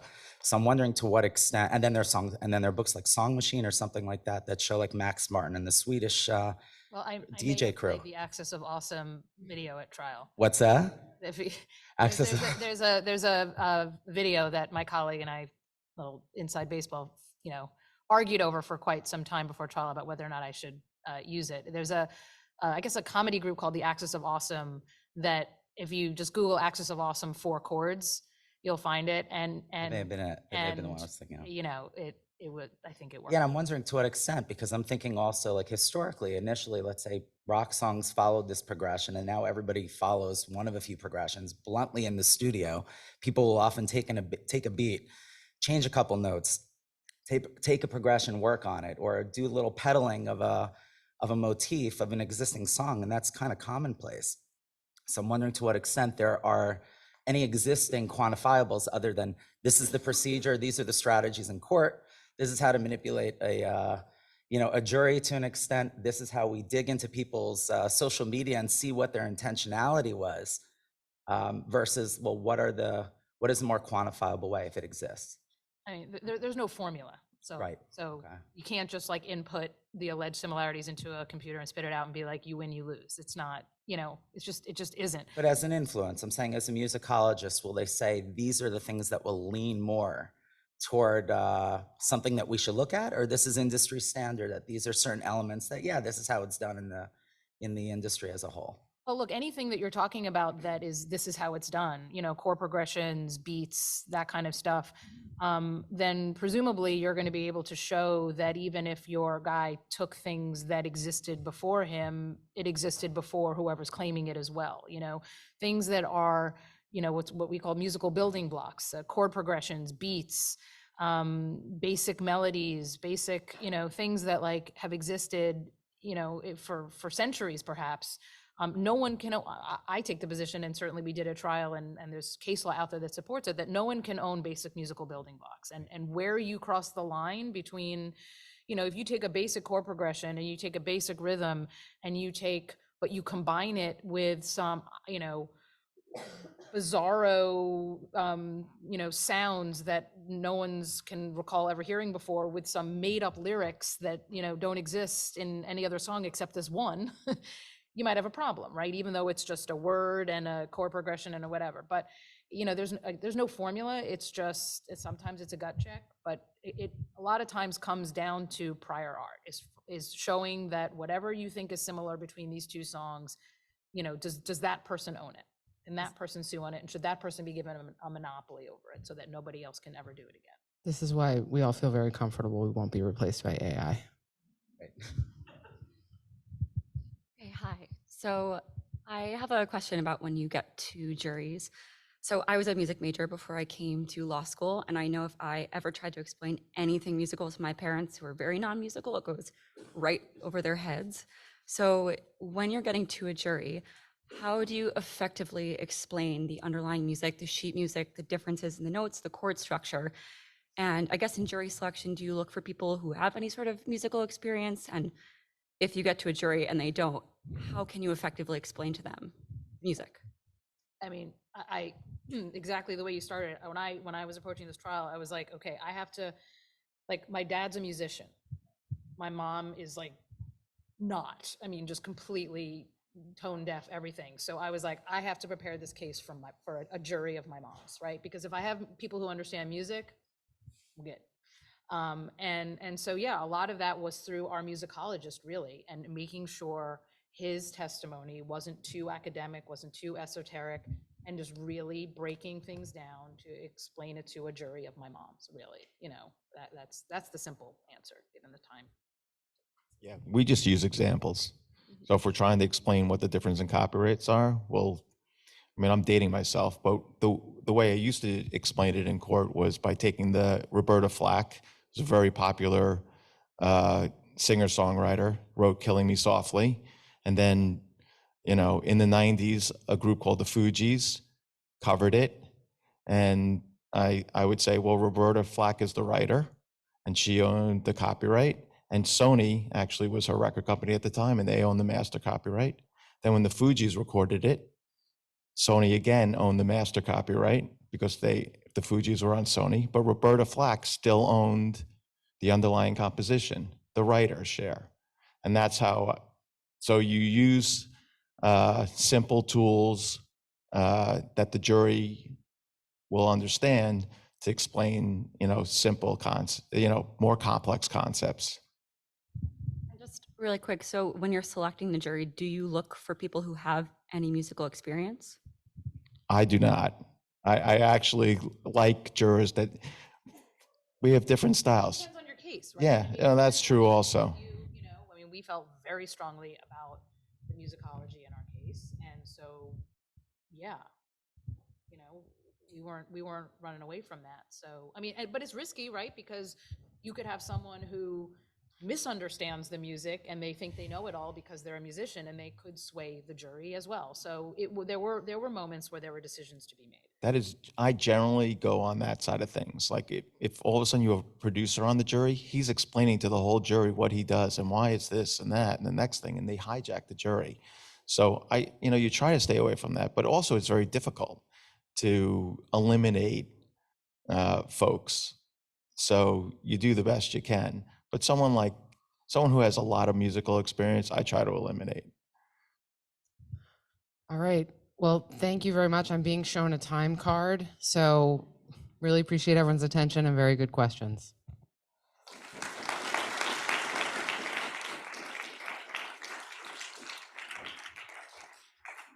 Thank you so much for the amazing discussion. Now we're having our lunch break, so you can find lunch in the Bateman room across the hall. Take it on the road. Hi, everyone. We're going to start back up with our second panel, Robotic Rhapsody, Generative AI, and the Rise of Machine Music. The CLE code for this panel is RRG23. That's RRG23, and it's also up on the slide. So please join me in welcoming our moderator, Professor Shlomo Yaniski-Ravid. She's a visiting professor at Fordham Law since 2012, and she's been affiliated with Yale Law School since 2011. And within the American Copyright Association, Judge Catherine Forrest lauds her as the foremost thinker on AI and copyright. She's part of the legal procedures for recognizing works of art generated by an AI system titled DABIS as copyrightable and patentable, and authored the US Supreme Court brief. So please join me in welcoming her and the rest of our panelists that she'll introduce.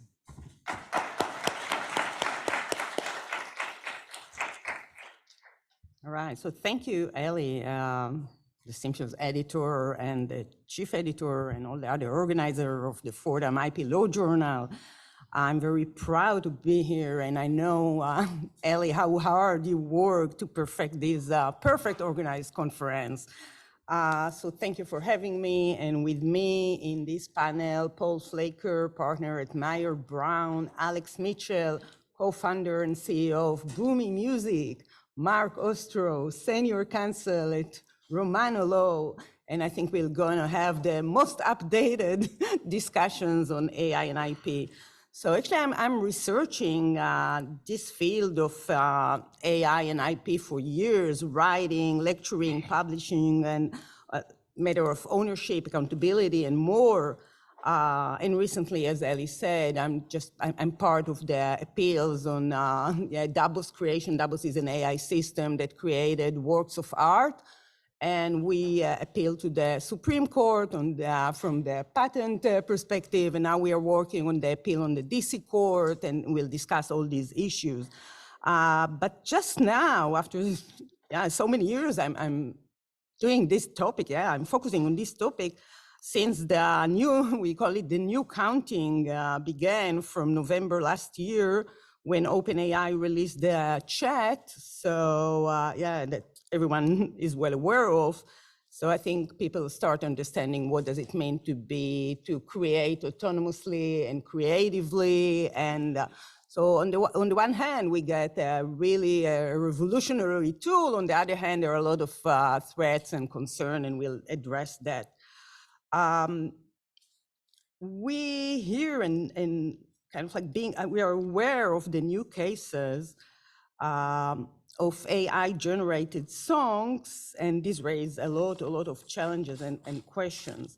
So before I'll run to the panel itself, so I would like to play, where are you guys? Some of the demos of the latest AI-generated famous singers and famous songs. So it should be played in a second. And then we'll turn to the questions themselves. Should I do something? Okay, it will take a moment. Maybe until the video runs, I will just raise some questions that the panel will address. So we have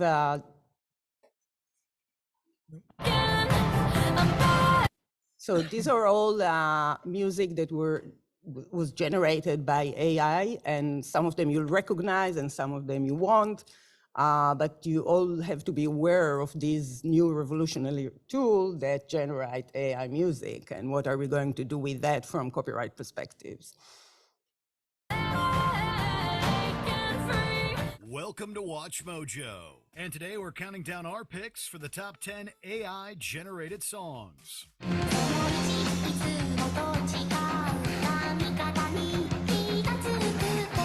For this list, we'll be looking at the best songs created all or in part with artificial intelligence. We'll be including songs with lyrics and or music generated by AI, but which have been performed by humans. Do you think AI is the future of music? Let us know in the comments. Number 10, Iliac Suite, aka String Quartet Number 4. LeJaron Hiller, Leonard Isaacson, and the Iliac Computer. It's not exactly the kind of song that will light up the club, but we still have to give recognition. Yeah. you can watch that yourself, but I just want Number to. 8, Savages, Alta.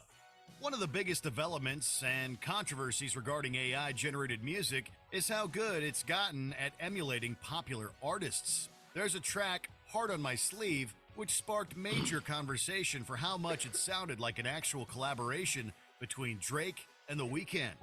Got my heart on my sleeve with a knife in my back. What's with that? Ay. This track is from duo Alta, made up of American rapper Mr. J. Medeiros and French producer Van Sil. Your highs was never as high as those aligned to you. You might hear a familiar voice trading lines with Medeiros, that of legendary rapper Jay-Z. Hove didn't contribute to this song, but AI was able to emulate his voice well enough to sound like the genuine article. To be rich and broke, could it be broke and rich? You see it all gets flipped by those who master this. Tracks like this represent a watershed moment for AI in music, and there's no telling where it might go next.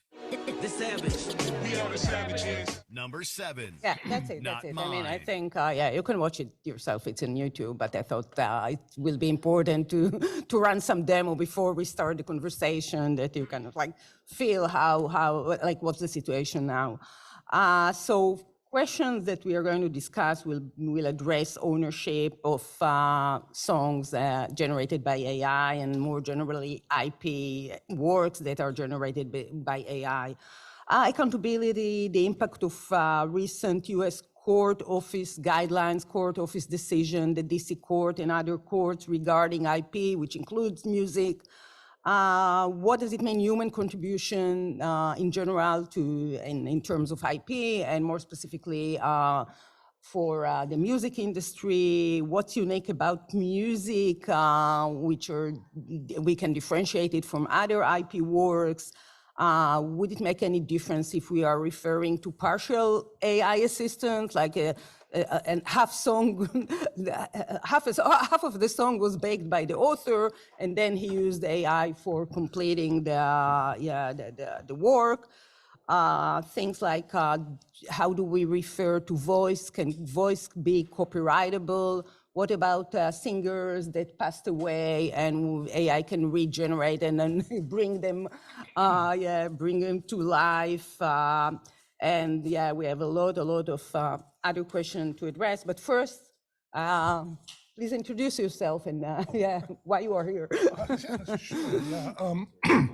I'm Paul Fackler. I'm a partner at Mayer Brown. I'm a copyright litigator. For the past 25 years, I've been working in the music, predominantly in the music copyright litigation field, as well as computer software. Just to foreground my biases, for those 25 years, I cut my teeth as a junior lawyer in the early battles in the digital music wars. I've been representing tech companies since then. So as a junior lawyer, I was involved in the MP3.com litigation, the Launchcast litigation, Copyright Royalty Board rate setting proceedings for digital music services and things like that. So those are the sorts of things I've done. And I would just say, just briefly before I hand it over, you do this for 25 years, and over time you realize that even if history doesn't repeat, it certainly rhymes. And I think that that's applicable to a lot of the issues that come up in AI with music. Awesome. Hi, everybody. I'm Alex. I am a evil robot from the future who's come back to confuse everybody about copyright.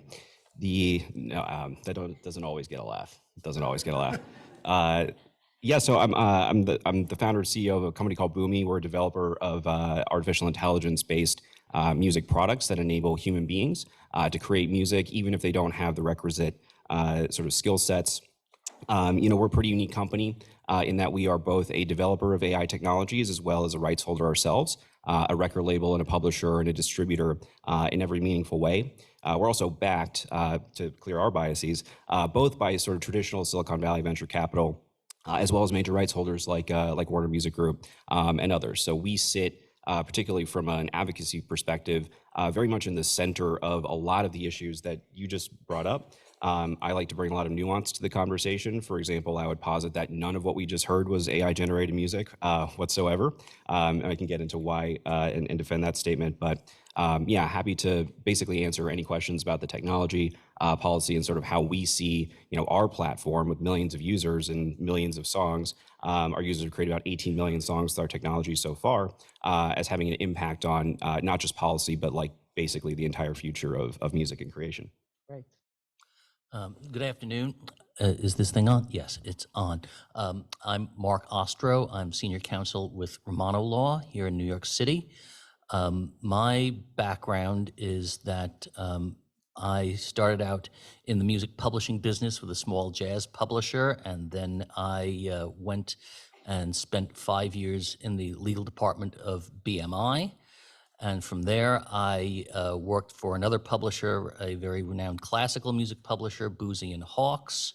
And since leaving Boozy and Hawkes, I've been in private practice representing songwriters, recording artists, small independent record labels and publishers. I am a reformed litigator. Haven't done it in many years, but I do have litigation and corporate colleagues at my firm. And I actually teach for the past several years. I teach a course in music law at Cardozo Law School, and I see that one of my former students is actually here in the lecture room today.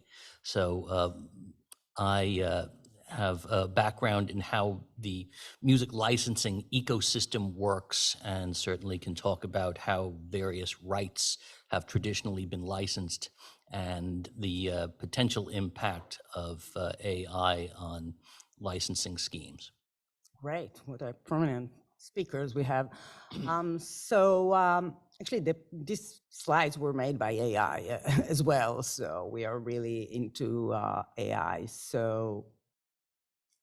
All right, usually we distinguish between the input and the output, because we don't know how AI works, but we have the input, which can be considered as an infringement of data that is uploaded to the AI, and the output. So I want to just start with the output, because I think that's the main concern of the entertainment industry and for software industries and others. So the latest copyright decision, copyright office decision regarding this painting that you see, this painting was generated by Davos AI system, AI software.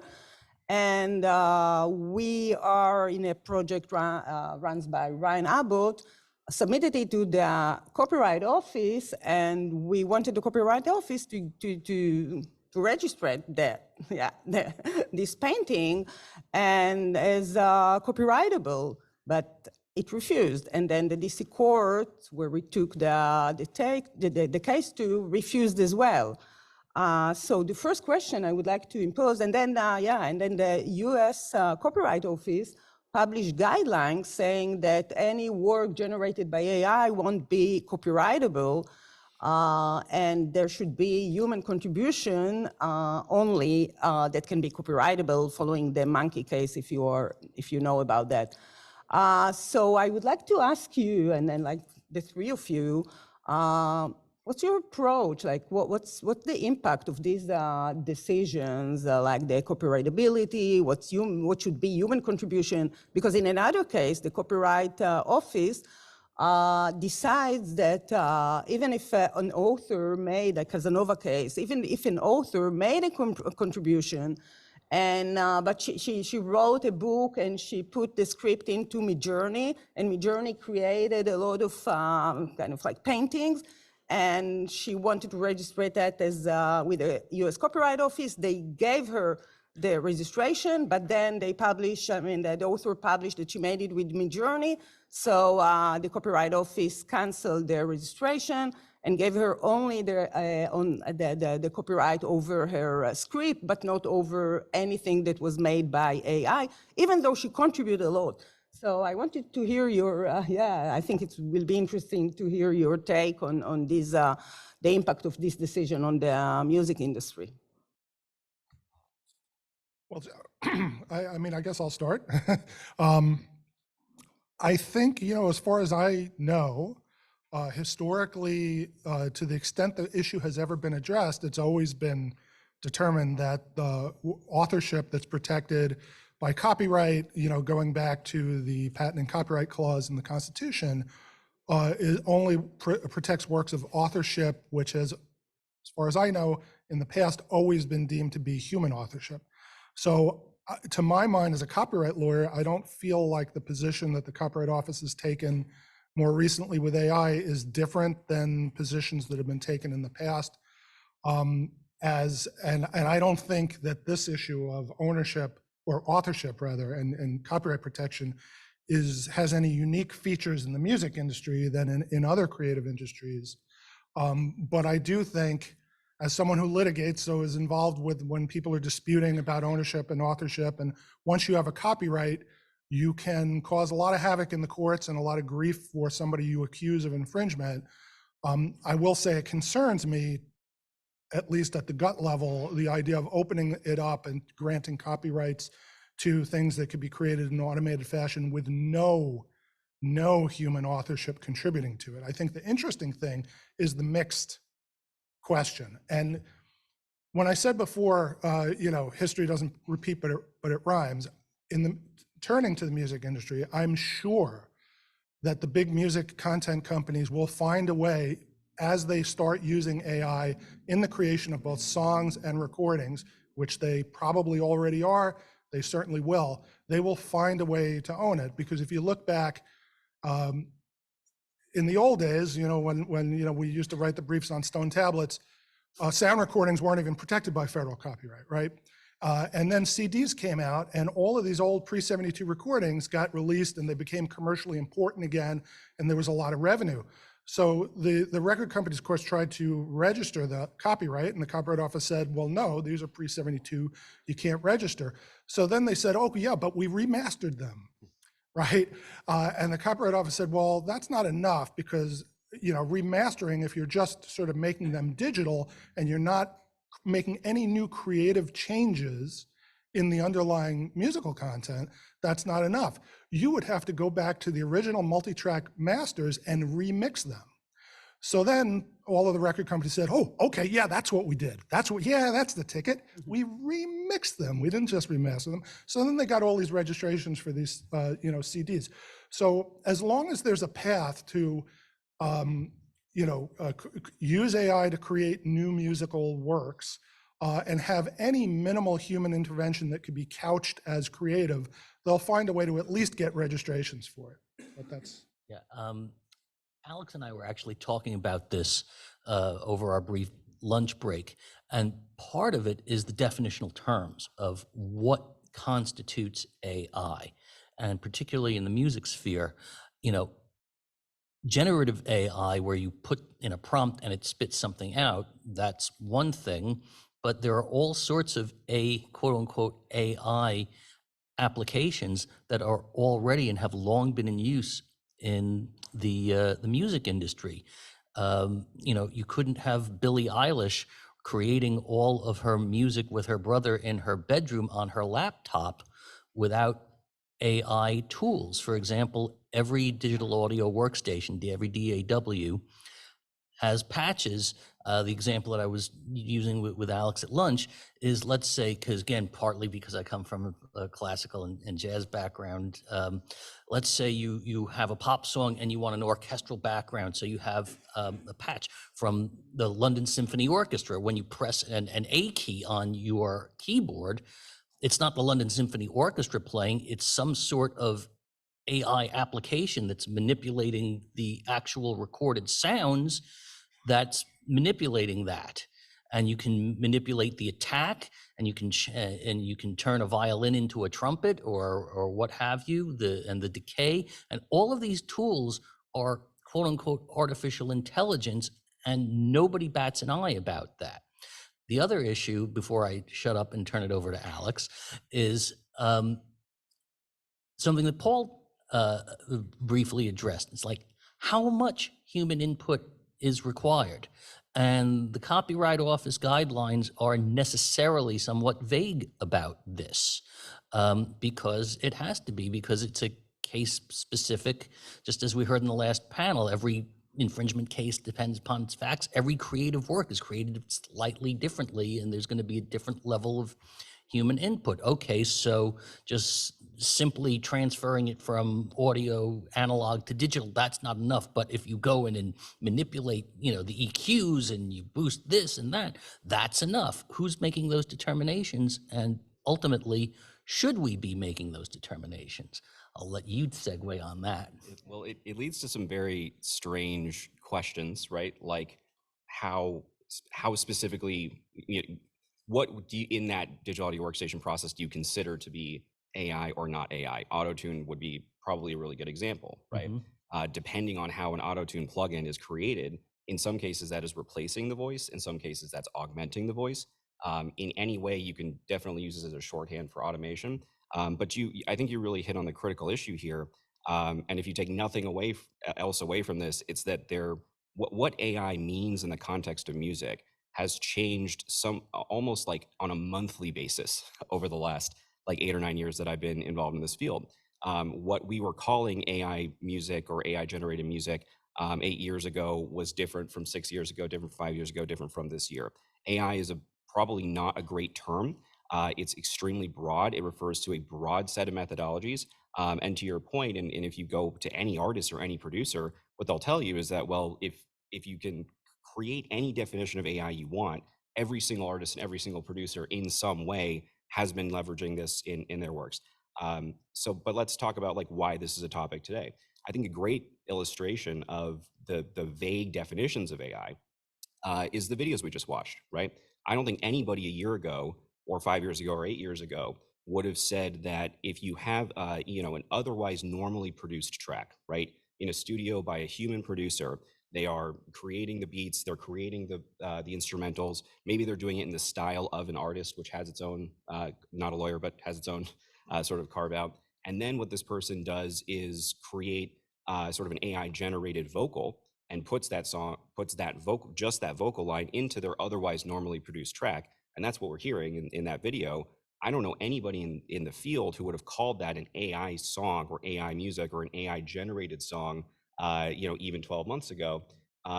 It also sort of ignores the fact that, like, I mean, have you ever seen an Elvis impersonator? Like, impersonation is a thing that, and these name and likeness rights are a thing that really has nothing to do with some of these new technologies, other than making it easier, maybe and simpler, right?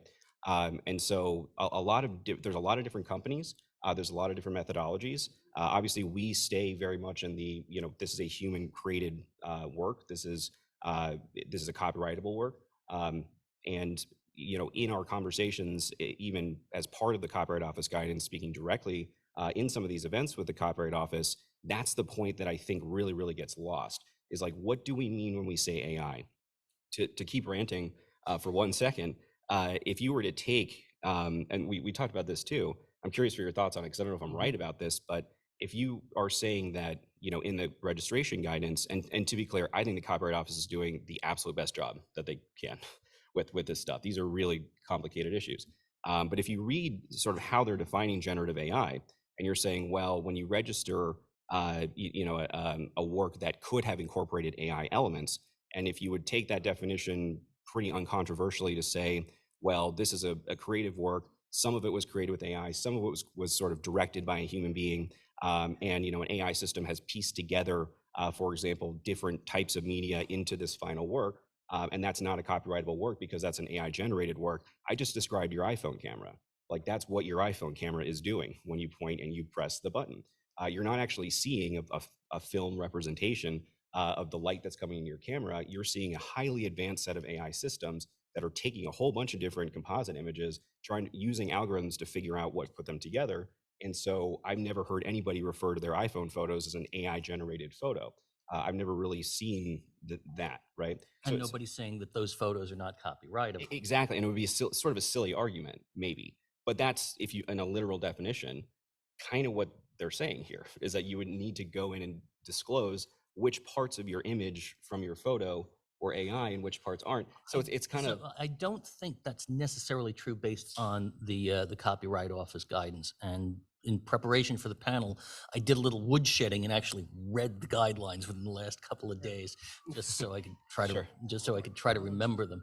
And the using it's a matter of something that is not generated by human or somehow manipulated. Going back to what Paul was saying, how the record labels copyrighted the old pre-72 masters. If you take an AI image, even the one that was shown before, and then you say manually colored over it or painted over it, that's probably enough under the Copyright Office guidelines to say there's AI here, and maybe you have to disclaim that it's AI, but at least the work itself would be copyrightable. What I was talking about earlier is the Copyright Office did a lecture that's part of the CLE proceedings, and I think it was Bob Kasanick was talking about this from the Copyright Office, saying there are all sorts of other things that in a copyright application that you have to disclaim. Let's say your work incorporates material from the public domain, so you're not claiming copyright in any public domain work, so you would disclaim that. If you're basing your work on a pre-existing work that's still under copyright, if there's a prior registration, you disclose that, and you identify the work. So they're saying this is, AI is no different, it's just a different form of something that you have to disclose. The problem is, as we've already discussed, it's so intertwined with the creation of the work that the expression that I used when I was speaking with Alex before, it's kind of like some sort of a virus or infection that you have to somehow disclose and inoculate against, but it's so intertwined with the act of creation that it becomes a very, very difficult process. I don't know if that answered your question. Well, but also I think it's helpful context, because there are, so if you take, I think the position is, look, if you are using AI in your creative work, you know, that's fine to submit a registration, but just tell us which parts of that work are not copyrightable. And if you used AI, then it's not copyrightable. Yeah, I just want to mention that I agree with you, and I want to move further to the data infringement. But I'm going back to the Casanova case, and where she took like the script and she chose, and for hundreds and hundreds of painting generated by Midjourney, she changed it in a way that you described. So I think I agree with you, it's the main challenge. What does it mean, human contribution? It's very vague. And that's the core that will make the final decision if it's copyrightable or not. But she made a lot of change to the painting themselves that Midjourney created. She kind of like made shadow and put some script and changed the whole thing for hundreds of generated works, and still the Copyright Office said whatever was done, it's not considered human contribution, and whatever was done with her contribution, what she considers and her lawyers consider as human contribution, invalidate the copyright, and they gave her copyright only for the script, but not for the painting, or even though she contributed. On the other hand, I think you raise a very interesting issue that differentiate music maybe from this work, because it's kind of like combined together in a way that we cannot differentiate, and it's like co-authors that we cannot really differentiate which contribution was made by whom. But from this point where we don't have really answers until we'll get more court decisions, I want to move to the data infringement. There were a lot of cases recently against Midjourney and other generative AI companies that the data that they use for upload the AI to generate to make it generative AI and creative AI actually infringe third parties' rights. So yeah, I would like to hear more about that. That's the input part. Well, Paul, you're coming from the tech side. You want to start? Well, sure. I mean, I think what you see bubbling up in the infringement context, there are sort of 2 points at which infringement could come into play with generative AI. And one is the data sets used to train the system. And I think that's what you mean by the input part. And then there's the question, does the output of a generative AI system somehow infringe the copyright in the material that was used to train it or what have you, right? So there's that's sort of the input versus output distinction. I think On the input side, this is, you now see the first few cases, big cases have been filed. We're going to see where the courts go with it. Again, it brings me back to the old days. I was in software development for a while before I went to law school. And if you kind of look at how the courts mangled applying copyright law to computer software back in the 70s, 80s, whatever, and only now are we starting to well, I don't want to use an impolite term, but like clean up the problems from the original case law. I'm sure we're going to go through a long period with AI, with the courts, struggling with this. But, my view is that if a machine learning system is operating the way that it is supposed to operate, which is large amounts of data, and in this case, it could be music data, music, songs, recordings, what have you, are run through computer systems in order to train the software how to understand musical principles and extract from individual songs underlying principles about how humans perceive music and what is desirable or attractive to them, what have you, and then uses that knowledge. If an AI system is working the way I understand they're supposed to work, once the training data is used, it's gone. It's no longer relevant to the system that is created. And when that system then creates new works, it's not going back and looking up, let me find a Drake song to copy. It's just taking this knowledge that the computer has generated through all of that training and using that to generate, even if it's asked to generate a song in the style of Drake, it's using that knowledge. So in a sense, it's extracting from the music, the individual pieces of music, precisely the uncopyrightable parts of the music. Turning back to the earlier panel, the sort of building blocks and feels and things like that, that if you ever said that those were infringement, like copying those sorts of things were infringement, musical development would stop. And of course, the whole purpose of copyright law is to promote the progress of the arts and sciences, right? So, and what I look back on, talking about the computer software phase, there's a line of cases about intermediate copying in the context of software development, where for reverse engineering, where software developers would take pre-existing software without a license, load it into RAM so that it could watch the way that the software functioned, so it could learn the functional parts of the software, which are not protected by copyright, and then use that to create compatible or interoperable software. And even if that new software was going to somehow impact the market for the original software, the other software, it was deemed to be fair use. So, we'll see it, but that's on the training side. We could talk later about the outputs. I respectfully disagree with some of what Paul is saying, and given our respective backgrounds, I'm sure Paul is smiling. He's not surprised. Partly what I say is to his point that, okay, once the copyrightable material has been ingested, it's created, it's essentially discarded, it's created this new thing that's what the AI application goes back to. It's not going back to, say, a Drake song, to use Paul's example. My answer to that is, so what? Okay, so you are taking somebody else's proprietary stuff and building something. Even if you then don't use the stuff going forward after you've built your thing, you are taking somebody's stuff to be able to create your business. And I personally think that even if the cases right now, and certainly Google Books might suggest that this could be considered fair use, I don't think that it really should be considered fair use, because part of the output that you could do is say, okay, write something in the style of Hemingway, right? Do a painting in the style of Picasso. I think that on the ingestion side, you're taking proprietary stuff to build your business. That's like having, if Spotify didn't pay royalties at all for the use of the master recordings and the underlying musical compositions. It's not an exact analogy because they're not manipulating the recordings into something new.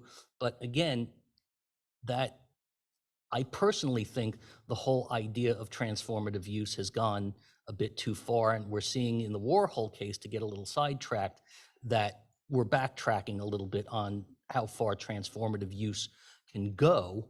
And we'll see how that plays out in the AI cases and the music cases. But I think that on the ingestion side, on the training side, that the proprietary materials, there should be compensation for how that works and what that should be.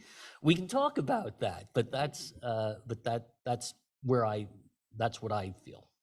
So, without passing in judgment on the fair use question, I think both of these, I think that was really well articulated for both sides of how people are looking at this. I'll caveat with, again, lots of different types of AI. At least at Boomi, we've never trained a model on anyone's copyrights ever. And in fact, we claim a lot of copyrights, and we wouldn't necessarily want other people, training their AI models on ours, which we know has happened, right? So we, like I said, we sit in an interesting place. How do you train the AI? Well, right. You would need a massive amount of data. In our case, we've taken a series of rules-based approaches. We've taken the input from our users. We've taken basically created a whole bunch of songs that are clean, that did not, specifically because of these issues and because we didn't know how to answer these issues. We went in a different direction that said, well, let's go to market with something where it's actually musicians who work at Boomi, who are contributing, a huge amount of the creativity involved, which also has copyrightability implications, right? In our systems, users can come in, they can change obviously various aspects of the song they want to create using our software. But there's also many musicians, including myself, on the other side of that algorithm, right? Who have made specific decisions and have designed it in a specific way, right? Now, you could call that system an AI system. You could call it a generative music system. You could call it a lot of a regular computer program. You can call it a lot of different things. We call it AI because it's probably the easiest way to explain what it is that we do. But I'm going to caveat all of that with, of course, some of the new technologies that have come out that do involve, large training data sets produce really interesting stuff and can be useful, can be commercially useful. They tend to be higher quality. They tend to be able to respond to prompts. And as we've been building this, we've been in conversations with rights holders for a while, actually a lot longer than anybody would want to admit, on trying to answer that exact question, because I think the fair use and the legal questions, not an attorney, these are going through the courts, both really well articulated positions. Let's just put that aside for a second and say, as a musician and as an artist, I think just on the principle of it and in the practical reality of it, if you are using someone's copyright in some way that's going to create commercial activity off of that copyright, there should probably be some sort of compensation there. That just kind of feels natural and feels fair to me as a musician and to me as somebody who also cares about making sure that you don't leave the first 100 years of recorded music behind. One of the things that we've seen that I think is implicit in all these conversations is that, when you lower the barrier to be able to create an expressive musical work, what you do is you create lots more musicians, right? I think there's going to be billions of musicians in the future, and in the near future, good ones. Not necessarily good ones, not at all, but some great ones too, right?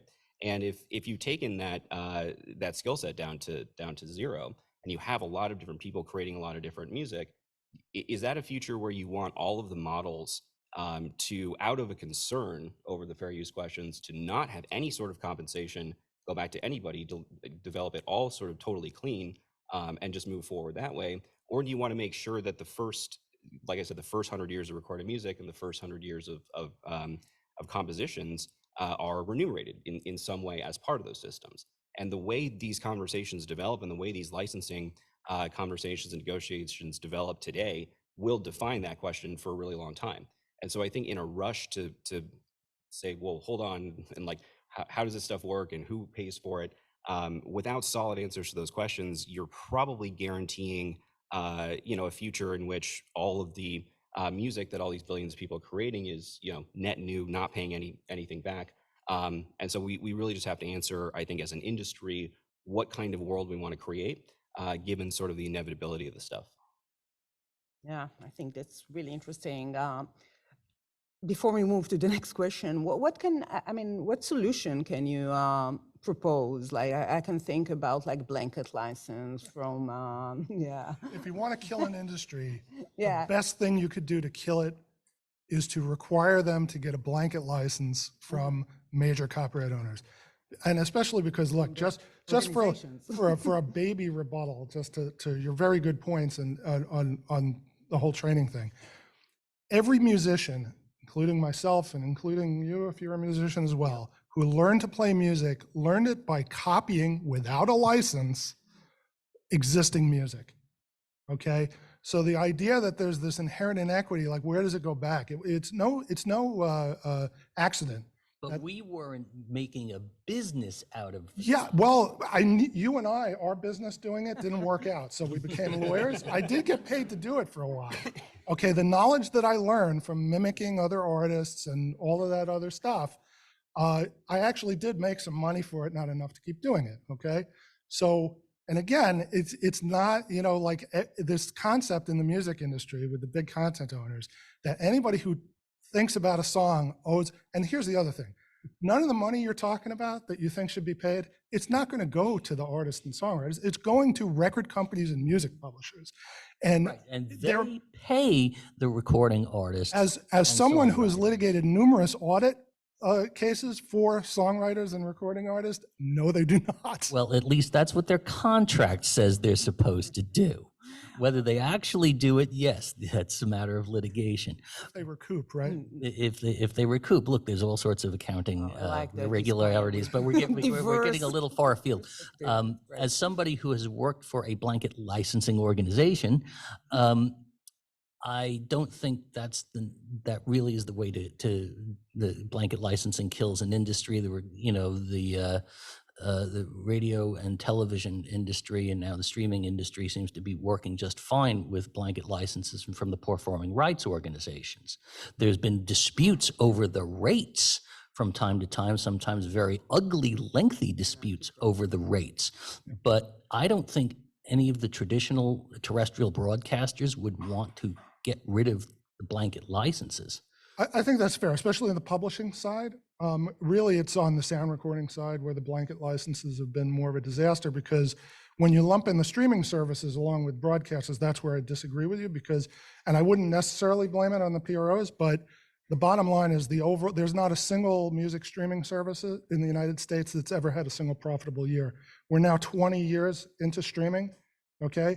And everybody talks about the stock valuations, which of course have nothing whatsoever to do with what the business generates at all. It's a stock play. That stock has been sold and it's investors who are buying and selling and making that money. So it's, and as somebody who litigates rate cases, both in the ASCAP and BMI rate courts and the Copyright Royalty Board, the costs are astronomical. Oh yeah, shall we talk about phono records 3 and 4? 5, 6.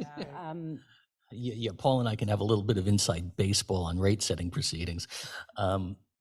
But to your point, yes, the streaming services aren't profitable, but I don't think that's a function per se of the fact that rights holders should be paid, and that, I think it's a matter of the rates, and it's also a function of the rates that the services are charging. The free ad-supported model perhaps doesn't work, and perhaps they should all move to subscription models, and then they can be profitable and compensate the rights holders. I think to a certain extent you're conflating two different issues: how they generate the revenue versus the mechanism and the rates to pay the rights holders.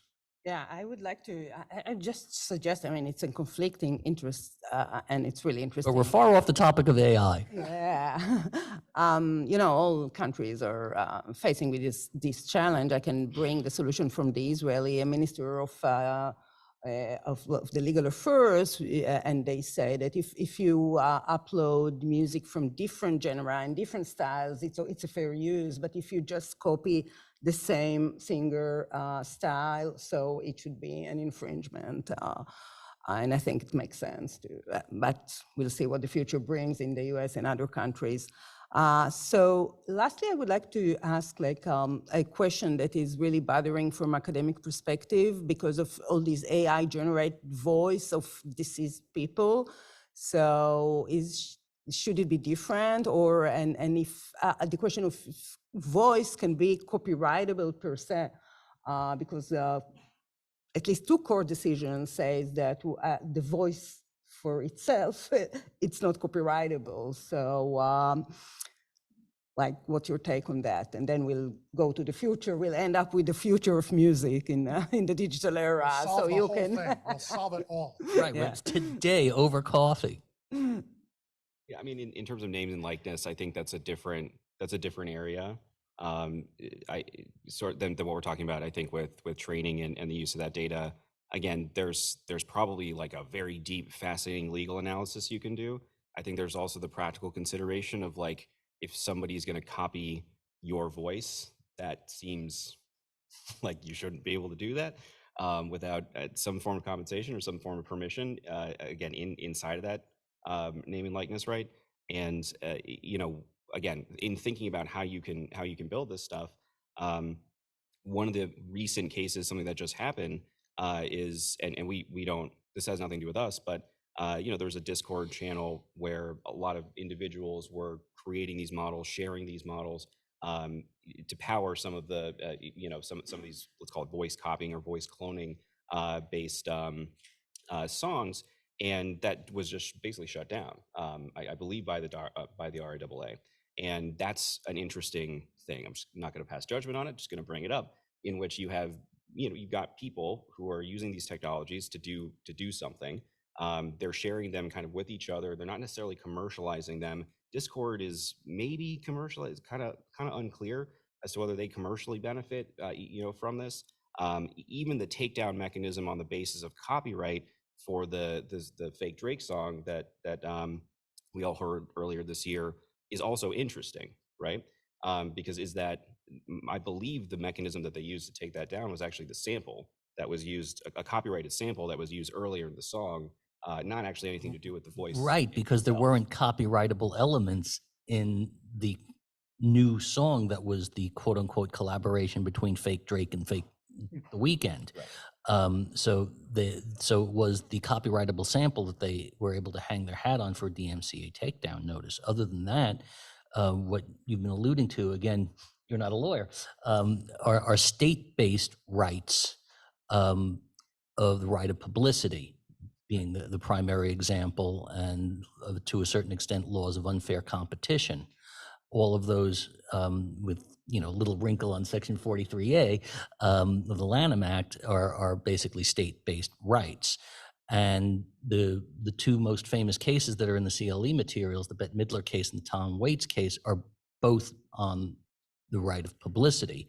And that varies from state to state. Some of them are statutory based, some of them are common law based, and it's kind of a mess. And there are websites where you can go that some professors have done a compilation of the various rights of publicity state by state and what they protect and what they don't, because some states protect post-mortem publicity rights and some states don't. Yeah, I mean, I think the state law claims are more similar than they are different at the end of the day. I mean, you can talk about post-mortem duration of the right, but like the nature of the rights, just to make a little more clear, one of the reasons there is not a copyright issue there and that we have to look to state court law, the Copyright Act, Section 114, has a limitation on the scope of sound recording copyrights, because where does a voice come into play in the copyright world? It's really only in the sound recording, because the sound recording copyright covers the performance, the creative choices made in the performance, and then the audio engineering and all that other stuff.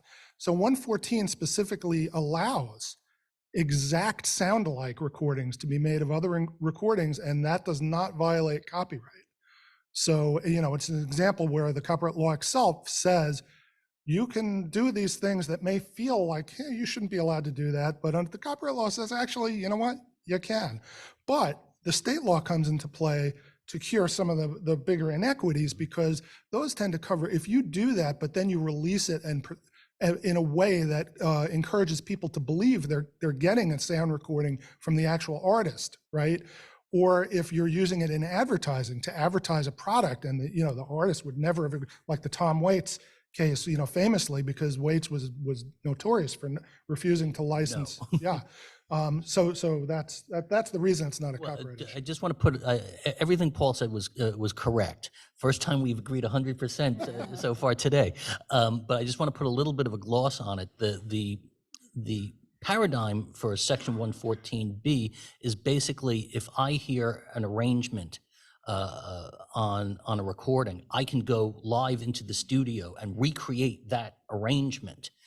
I'm not infringing a recording, so it may sound like the master recording, but I'm creating it anew in the studio. I'm using the same, the same bass line, the same instrumentation, and as long as you get your mechanical license, you're generally good to go. Where state law comes in is where it is a distinctive personal voice. And again, a voice in and of itself is not fixed in a tangible medium. A voice in and of itself is not copyrightable. Again, that's where the state law comes in, and that's where the state law gloss over the Section 114B sound-alike provision. You need to have that to create, as Paul said, to create those to remedy those kind of inequities. Now let's conclude before we'll open it to Q&A with the future of music in the digital era where AI can generate, songs and music. I asked one of the generative AI GPT what's the future, and they say, you can see here on the slides the answers I received, like developing tests for major contribution, balancing the rights of creators and the AI developers and the AI industry, following the UK and Ireland law, speaking about major contribution, ensuring fair treatment for authors, and maybe I'll add my own solution of work made for hire. I was writing and court refused to to adapt that until now. We hope to convince. So let's conclude with what's the future of the music industry. Not from the chat perspective, but from humans' perspective, from experts' perspective. Well, I think, hopefully there'll always be human-made music, and human-made music will always be superior to any purely automated made music because, the old saying that, the music is not in the notes, it's in the space between the notes, right? That's where the jazz is. So, and a computer's never going to be able to replicate that. But as far as the AI stuff, my personal prediction is as soon as the record companies and publishers are done scaring Congress into passing these new laws that the RIAA and the MPA just are in the process of introducing now about AI, they're going to then force the artists and songwriters to transfer any of those rights to them, at which point they will start gleefully making completely computer-generated music so they don't have to pay anybody anything anymore. I don't know if I would go that far. I will agree with something that Paul said earlier today, and that is ultimately the record labels and the music publishers are going to figure out a way to own and monetize it. One way or another, they're going to get you. But I think that AI is going to continue to be a useful tool. And I think there's still going to be some element of human involvement. I think what is going to happen with the Copyright Office is that at some point, whether it's recognizing the argument of essentially work for hire or some other mechanism to allow copyright protection for AI, I think ultimately, because it is just so difficult to unscramble that egg as opposed to other areas where it's relatively easy to disclaim certain elements that you don't contribute, like public domain works or pre-existing works, because it is so difficult to again unscramble the egg, that ultimately there's going to be some copyright protection for generative AI. And look, I think when you think of the future, there's and where the fears are coming from, right? I think there's just a cultural question that has to be asked. And I ask people this question, everybody kind of has a different view, which is, do you think 1 billion new musicians is a good thing or a bad thing, and why?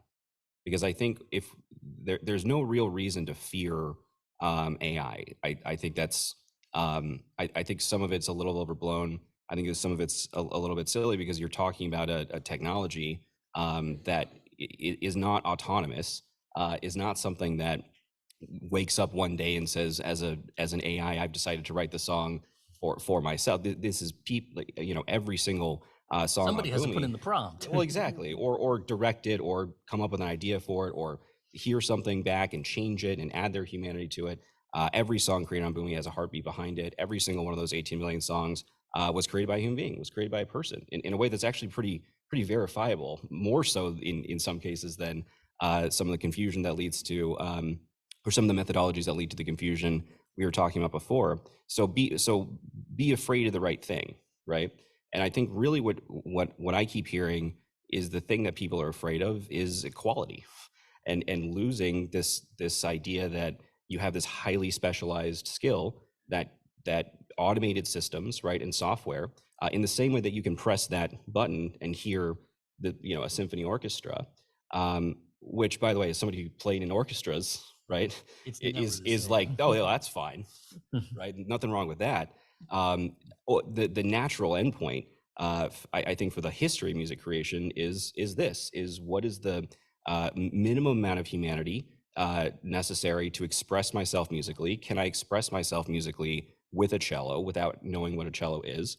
And that's the future that we want to build, that we're creating, that we're empowering millions of people all over the world to create music. So I think a billion new musicians is a good thing. There are effects that come from that, but those are the effects that I think are going to define the future of this industry and probably every creative industry. Perfect. I mean, really so interesting and challenging. Do we have time for a few Q&A? Maybe one, yeah? Okay, so let's take questions from the audience or from the Zoom. Bring it on.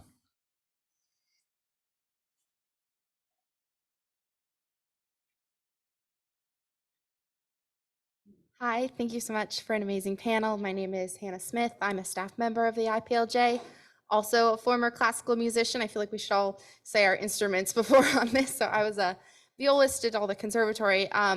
Something that I was thinking about with this AI is where it plays into the concept of improvisation in classical music. I mean, with AI, I was thinking about, there's so many like postmodern classical composers that use things that we wouldn't consider instruments, like, John Cage's most famous is like uses a bathtub. And how do you bring in AI perhaps as an instrument in itself rather than an entire work created by AI, a piece with a string quartet and AI, and just let it go on its own without any sort of human input and use that in it? How would that play into this whole concept? I think the ground for that has already been laid. I mean, you have, since you're studied classical music, I mean, going back to the, not just John Cage, but Philip Glass and Steve Reich with music accompanied by tape.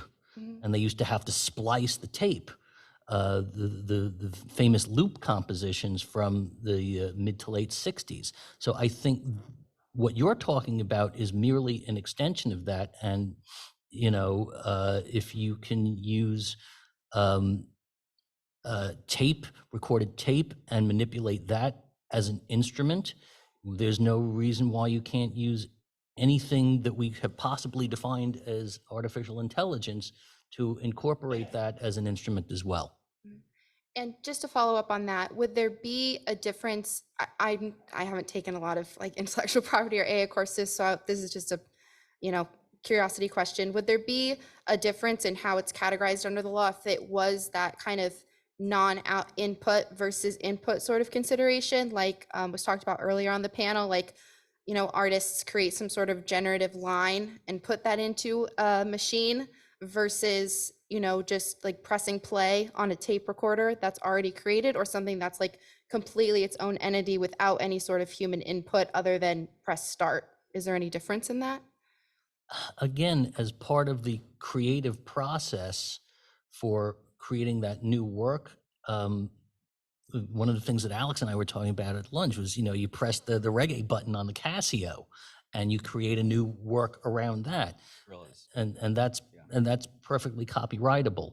I think the issues that we've been wrestling with and really are more being grappled with are the creation of the AI applications that would be used to create that, the ingestion of whatever materials are used to train that. But once you actually use that as part of the process of creating a new work, and you have human involvement in it and potentially even acoustic instruments that you're recording, I don't think that's a copyright issue at all. I think you have a good question. I think it gets to the heart of some of the unsettled, ideas that are still getting discussed. Particularly I think there's a difference between AI systems that create instruments, although it is kind of interesting, right? I mean, there's so many instruments and amps and everything. Open any digital audio workstation. There's so much modeling that's gone on, right? To copy an instrument, to copy a sound. That's been going on for decades, I think, and 50 years or more. Right, and again, if we're if what you're saying is that when you go to register a song, and because I think this makes sense for images, but makes a little less sense sometimes with music, that the instrument sample or the instrument model that I used, maybe in and of itself, that is not a copyrightable element, but the output of it is. But did I use an algorithm to kind of create it inside of the DAW, and then it's not? Yeah, to go back to the generation that Paul and I are, you don't have to disclose that you used a Yamaha DX7. But maybe you do. If you have to disclose every non-copyrightable aspect of a song on registration, that's where I think some of the gray area and some of the confusion is still. I think you only have to disclose, usually you only have to disclose the other copyrightable stuff. And AI is the odd thing where they're trying to put new wine in old bottles there, right? Yep. And typically, the way it plays out in litigation anyway, is that these requirements of the Copyright Office for disclaimers, it's more important that you specifically describe in the application what is copyrightable and you're claiming than what you don't claim. And if AI follows the path of most other elements in this regard, it's not going to be hard to comply with this for AI. You're basically just going to have to say certain elements, generated by generative AI. You're not going to have to say, this specific part or anything like that. Fantastic. Thank you so much. Would you mind in litigation? Hello. My question is with regard to the right of publicity. So as you said, I think we can expect that we're going to start seeing comprehensive right of publicity things in 360 deals. But do you think that the next logical step would be somewhat of a mimic of copyright law that protects the artist at the early stage of their career to help them, like a termination provision that would get their voice back, or, something of that regard? That's a really good question. I would hope so. I can tell you it is not in the current draft legislation that the RIAA is pushing right now. And I think even if you look at how termination has worked out with the whole work made for hire debacle, going back to the old days where there's been this dispute forever because sound recordings are not something that can be a work made for hire under the Copyright Act. By an independent contractor. Sure, they're compilations. Yeah, right. Yeah, right. So back in the day, what happened was the RIAA paid a congressional staffer in the middle of the night to insert a change to the Copyright Act to add sound recordings to the list of works made for hire in this huge omnibus spending bill, right? And it got passed because nobody read it. Nobody knew it was in it. And of course, that staffer went on to become Mitch Glaser. Well, he was Mitch Glaser back then. He's now a multimillionaire executive at RIAA. So, no bad deed goes unrewarded in Congress. That was repealed. It got repealed after artists read it and flipped out, and then it came to light and they had to eat crow. And you know how rare it is that Congress goes and passes a bill to withdraw a piece of a prior, but they never do that. That's how bad they look. But so first of all, I hope they don't pass this like Frankensteinian monster of like mega copyright, only it's not even, it applied to right of publicity with none of the exceptions that are in the state right of publicity law to exclude new creative works right? All of the stuff that's baked into the state law, it's a lot more nuanced than what they're basically going to try to pass something that's much broader. But if they do pass something like, I certainly hope that they include some kind of termination provision. Not that it's easy if you're an artist or songwriter to actually. It's deliberately hard. It's a very hard process. You know, I've been involved in actually serving termination notices, and it's a deliberately hard process to execute, and there are a lot of pitfalls if you get it wrong. My thinking is that the right of publicity has been state-based forever. I think it probably should continue to be state-based, but something akin to the Uniform Commercial Code, or my favorite when I was in law school, the Uniform Simultaneous Death Act. Yes, it exists. So that at a state level, there can be some uniformity among the right of publicity laws. And perhaps there should be some sort of termination provision. I do like that idea. I agree with Paul that you know, a lot of times you convey those rights in your recording contract, but you know, if you're at all successful, the first thing you do is renegotiate your recording contract, and you try to pull back some of the things that you granted in perpetuity. Yeah. Thank you, guys. Thanks. Thank you. So thank you. I'm joining to thank the great panelists and for thought-provoking ideas that they share with us. I have tons of ideas for my new article, but So that was the reason why you wanted to do that.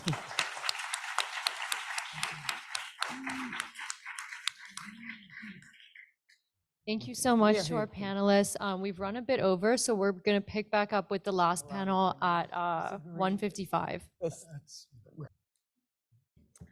Okay, so we're going to get started with our third and final panel, Rhyme and Punishment, the use of rap lyrics as evidence in criminal trials. This panel will be building off of the keynote address that we heard earlier from Marilyn Mosby. The CLE code for this panel is RPR23. That's RPR23. It's my pleasure to introduce our moderator, Fordham Law Professor Bennett Capers, and he's going to introduce our panelists, and I'll pass it off to him. Thank you. Thank you. It's nice to get applause before we do anything, but thank you. And also, I have to say, I'm very impressed with how we look on the screen. We all look so much younger and more attractive than maybe we are in real life. I don't know. So anyway, I'm delighted to moderate this panel, Rhyme and Punishment, the use of rap lyrics as evidence in criminal trials. I think you already have access to bios, but I do want to say a few words about each panelist. So I'm actually going to start on that. And Professor Amber Riley is a clinical professor of law at Columbia Law School. Then Professor Eric Nielsen is Professor Chair, Department of Liberal Arts at University of Richmond. Kenan Kurt is Chief of Staff and Counsel to New York State Senator Brad Holman Siegel. And lastly, Emerson Sykes is a Senior Staff Attorney and part of the Speech Privacy and Technology Project at the ACLU. So the plan is to start off with each panelist basically discussing an aspect of the use of rap at trial, and then maybe having a more free-flowing conversation among the five of us, and then finally opening up to the audience for Q&A. So hopefully that sounds like a good plan. Professor Eric Nielsen, I'm hoping we could actually start with you. Maybe you could lay out the scope of the problem and talk about maybe rap as art. Maybe include some examples. And also, if you want to say a few more words about who you are, I just basically gave your title. So if you want to say more, feel free. Okay. Well, first of all, thank you very much for having me and for seeing, value in this issue and discussing this issue. Right. My name is Eric Nielsen. I'm a professor at the University of Richmond. I actually split time 50-50 between Richmond and Brooklyn, so this wasn't such a trip for me. And again, I'm really happy to be here. I thought I would just start briefly by talking about how I came upon this issue. I'm the one person up here who is not a lawyer. My PhD is in English literature.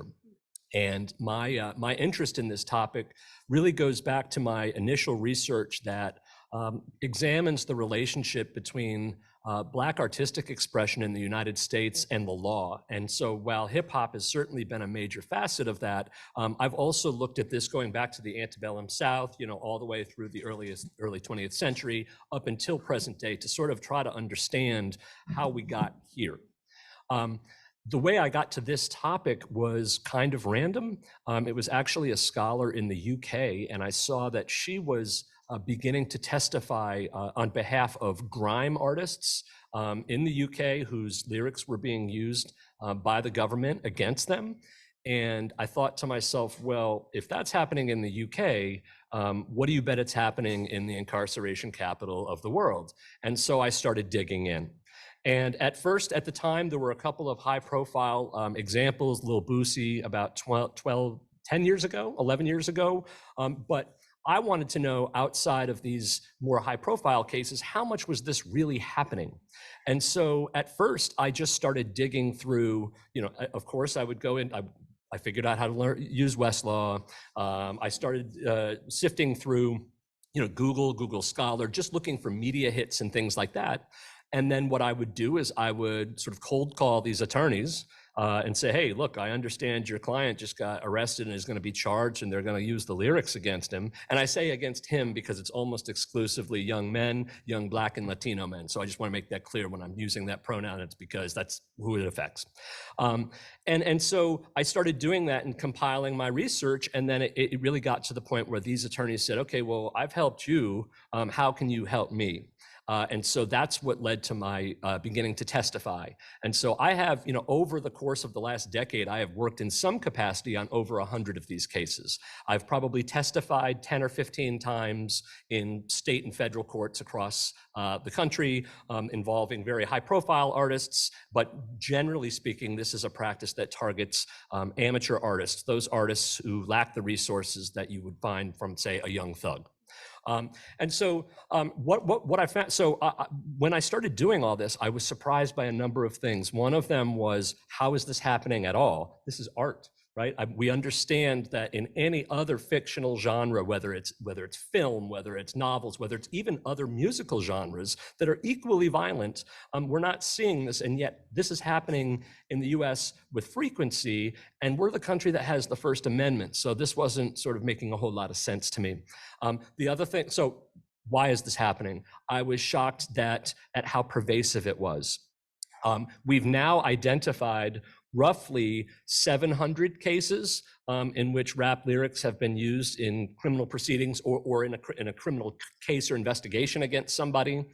We worked with a journalist from the New York Times, and she wanted to compare how other genres, fictional genres, were being treated in courts. And so she went back about 70 or 75 years, and she found exactly 4 examples where fictional forms were being used in this way, and they were all either reversed, dismissed, or whatever. So this is very much a practice that targets rap music. And then the last thing that I was just amazed by was that nobody was talking about it, or at least I thought nobody was talking about it. And so I made it my mission to, yes, I'm a scholar and I have to publish in academic journals. Once your article publishes, it's immediately destined for obscurity.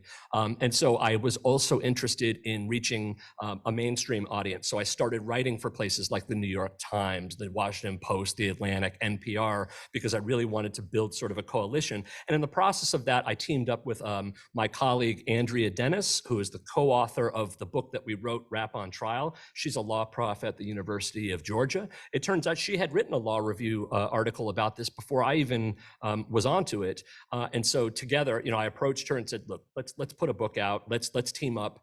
And so here we are.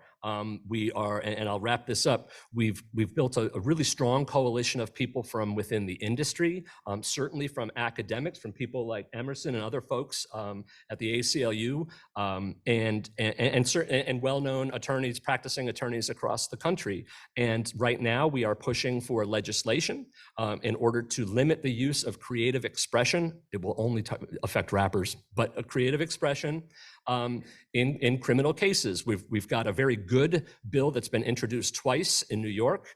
It has not made it through, but we are still optimistic. California passed one, and Louisiana passed what the most you can expect out of Louisiana, but they passed something. Okay, so here we are, and I was just at the Congressional Black Caucus a couple of weeks ago, where Representative Jamal Bowman of New York is sponsoring a bill at the federal level. So it's been a long time, a lot of work, but I am optimistic about where we are, especially as we've gotten increasing industry buy-in from people like Killer Mike, for sure, who's been around forever on this issue, but Kevin Lyles around the Young Thug case and things like that. We're really starting to see movement, and so I'm cautiously optimistic that we will continue to see movement. So Eric, can I ask you one quick follow-up before we move on? Could you talk a little bit about rap as sort of like a literary exercise, sort of fictional, creative, with a long history, rather than, because it seems like it's often perceived as like people just transcribing what happened. Right, and that's the misrepresentation that you see over and over and over. That, it's so I teach literature. And, we're pretty good with any other art form of doing basic, literary 101 approaches where there you have an author and you have a narrator, and you understand that those are not to be conflated because they're not the same thing.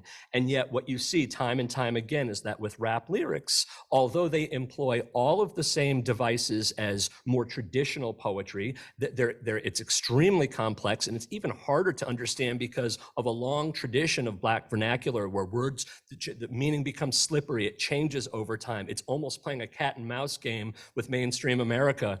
And yet prosecutors and their gang experts often assert their ability to opine on the meaning of these lyrics, totally stripping these lyrics of their artistic value and maintaining that, and I think it's kind of obvious, some police have just outright said it, that the young men who are creating these lyrics are not intelligent or sophisticated enough to be creating something that we would consider poetry.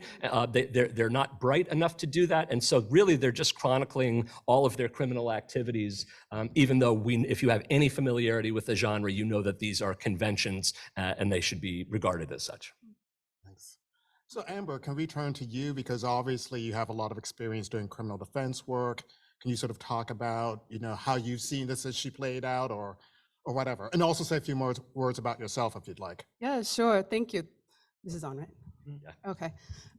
So I'm Amber Baylor. I direct the Criminal Defense Clinic at Columbia Law School. I founded the clinic a few years ago, and in that space, we represent people who are charged with crimes in New York County, so here in Manhattan. And we also work for organizations, including youth organizations, that are centered on decriminalization of their membership, grassroots organizations. And so an important part of the framing of the work that we do is understanding much of criminal law regulation and its impacts on the people that we represent as evidence of intensive surveillance in communities of color, forms of social control in communities of color, and particularly in our work with our grassroots organizations, the ways that impacts young people, including not just the interactions and convictions, but also the psyche and the health of communities. So that is the framing for the work that we do. Unlike the experts here, my work isn't specifically centered in hip hop or rap lyrics. So this panel was an opportunity for a sort of a meditation on the intersections between what we do and the importance of considering the use of an art form in prosecutions against surveyed communities, communities under intensive surveillance. And so I also write in that area. I've written about criminalization of students, most recently written about anti-protest legislation and its impact on the everyday forms of resistance in many communities that are heavily policed. And so I think about this question through that same framework, the question of the use of an art form, the use of rap lyrics in prosecutions. And so I mentioned the framework because I think there are a few different ways that people have explored the issue and tried to bring to light the sort of obvious problems with introducing art and creative expression in prosecutions against individuals, right? So sometimes, you'll hear folks contrast rap lyrics to other art forms, say, nobody would take this Johnny Cash song literally, right? And I think that's helpful, perhaps in legislative circles, we may hear later whether or not that's a helpful tactic, perhaps helpful in voir dire when you're speaking with jurors who aren't necessarily as familiar or a part of communities that where the art form has grown out of. But I also think that sometimes it elides what's actually happening, which is in those communities, people aren't being people are not under surveillance in the same way, right? Their social media accounts aren't being checked. They're not being asked as children for their passwords to then watch their neighbors, what their neighbors say online, right? So it's true, but it also, to a certain extent, misses the point. And so I wanted to zoom in on what might happen in a criminal case, since I think that's why I'm here, and just think about this through the lens of a person who's been accused and the dynamics that are already in play in a criminal case, right? So someone has been accused with the crime. There are intensive stressors for the people that we represent who are accused of crimes, right? Some of those have to do with the current conditions under which they're fighting charges, right? So people can be incarcerated as they're fighting charges. They often are facing a huge portion of their life in prison, and then they're fighting against the government. So this much powerful entity that they're fighting as an individual for their freedom, or at least to not have the consequences of a conviction on their record. Right, so this is the situation that people are in, and it's already a fraught situation. And then suddenly you hear from your attorney asks you about a lyric. A lyric posted to your social media account, might be recent, might not be recent, might not be your lyric, might be retweeted, right? And asks you about this in the context of your case. Those things don't make sense, right? Why would this be a serious consideration in a case that has such weighty consequences in people's lives, right? And so your attorney might say, we were handed this in discovery. So discovery is the evidence that's sent over from the prosecution to defense counsel. Often that's how I became aware of what was in people's social media accounts. As defense counsel, we're often also looking at social media accounts. But this person is now being confronted with some form of creative expression. Theirs or another person's being as a literal expression of who they are in a matter that has intense consequences for their life. So that's sort of how it emerges. The use of social media happens enough, and now contemplation of lyrics at trial happens enough that there's guidance that exists for defense counsel, and that's included, I think, in the CLE materials, right? So there are clinics that have developed guidance around this. The ABA has guidance on this, and some of it has to do with defense tactics for challenging and keeping out this evidence, right? So some of it is it more prejudicial than probative, right? The FRE 403, is it used as character evidence? How can you challenge it in motions in limine, which are emotions before you go to trial about what's coming in and what's not coming in? If it is coming in, can you ask for it to be reduced to just the thing they say is relevant? Or can you ask for it to be expanded to the space so that it has full context and we can understand this lyric outside of the two lines? The important thing to know is if it's coming in, it's gonna be used relentlessly, right? So if you have a lyric that is volatile enough for the prosecution to be asking to enter it, it can be used at opening, it can be used in cross, it will be used repeatedly in closing, right? So these are important considerations as to whether or not these lyrics come in and the impact that they can have on a case. And one last thing that I wanted to mention is, the reality of criminal law practice is that most cases do not go to trial.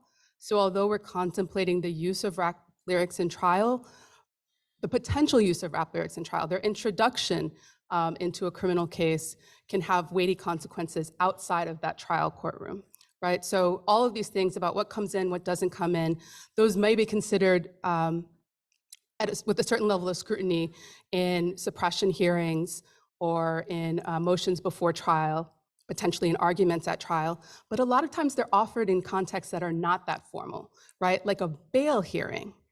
And that bail hearing has intensive consequences as well as to whether or not somebody's going to be out. If somebody's in, they are at a disadvantage in fighting their case.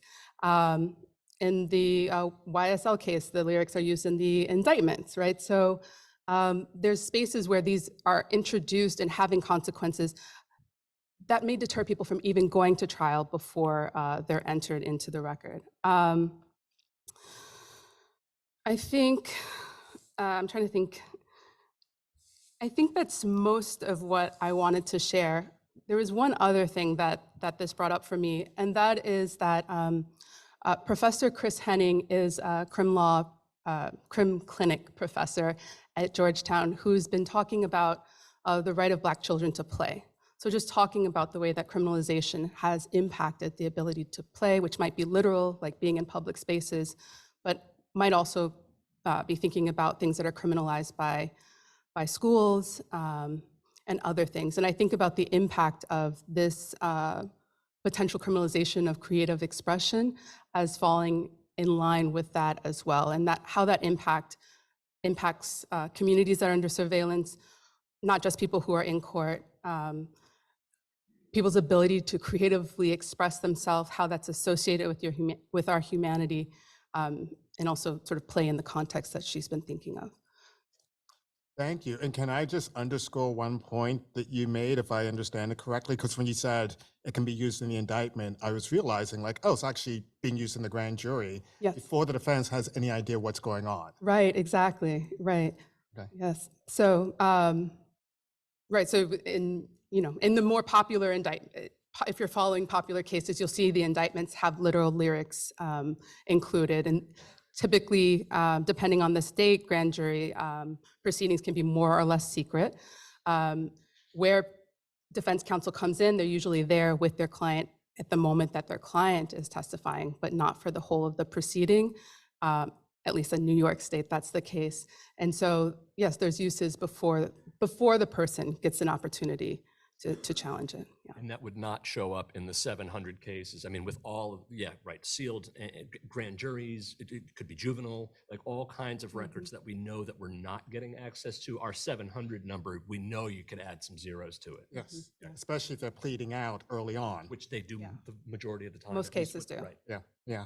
So with that, Emerson, can we turn to you? I know you're interested in First Amendment issues.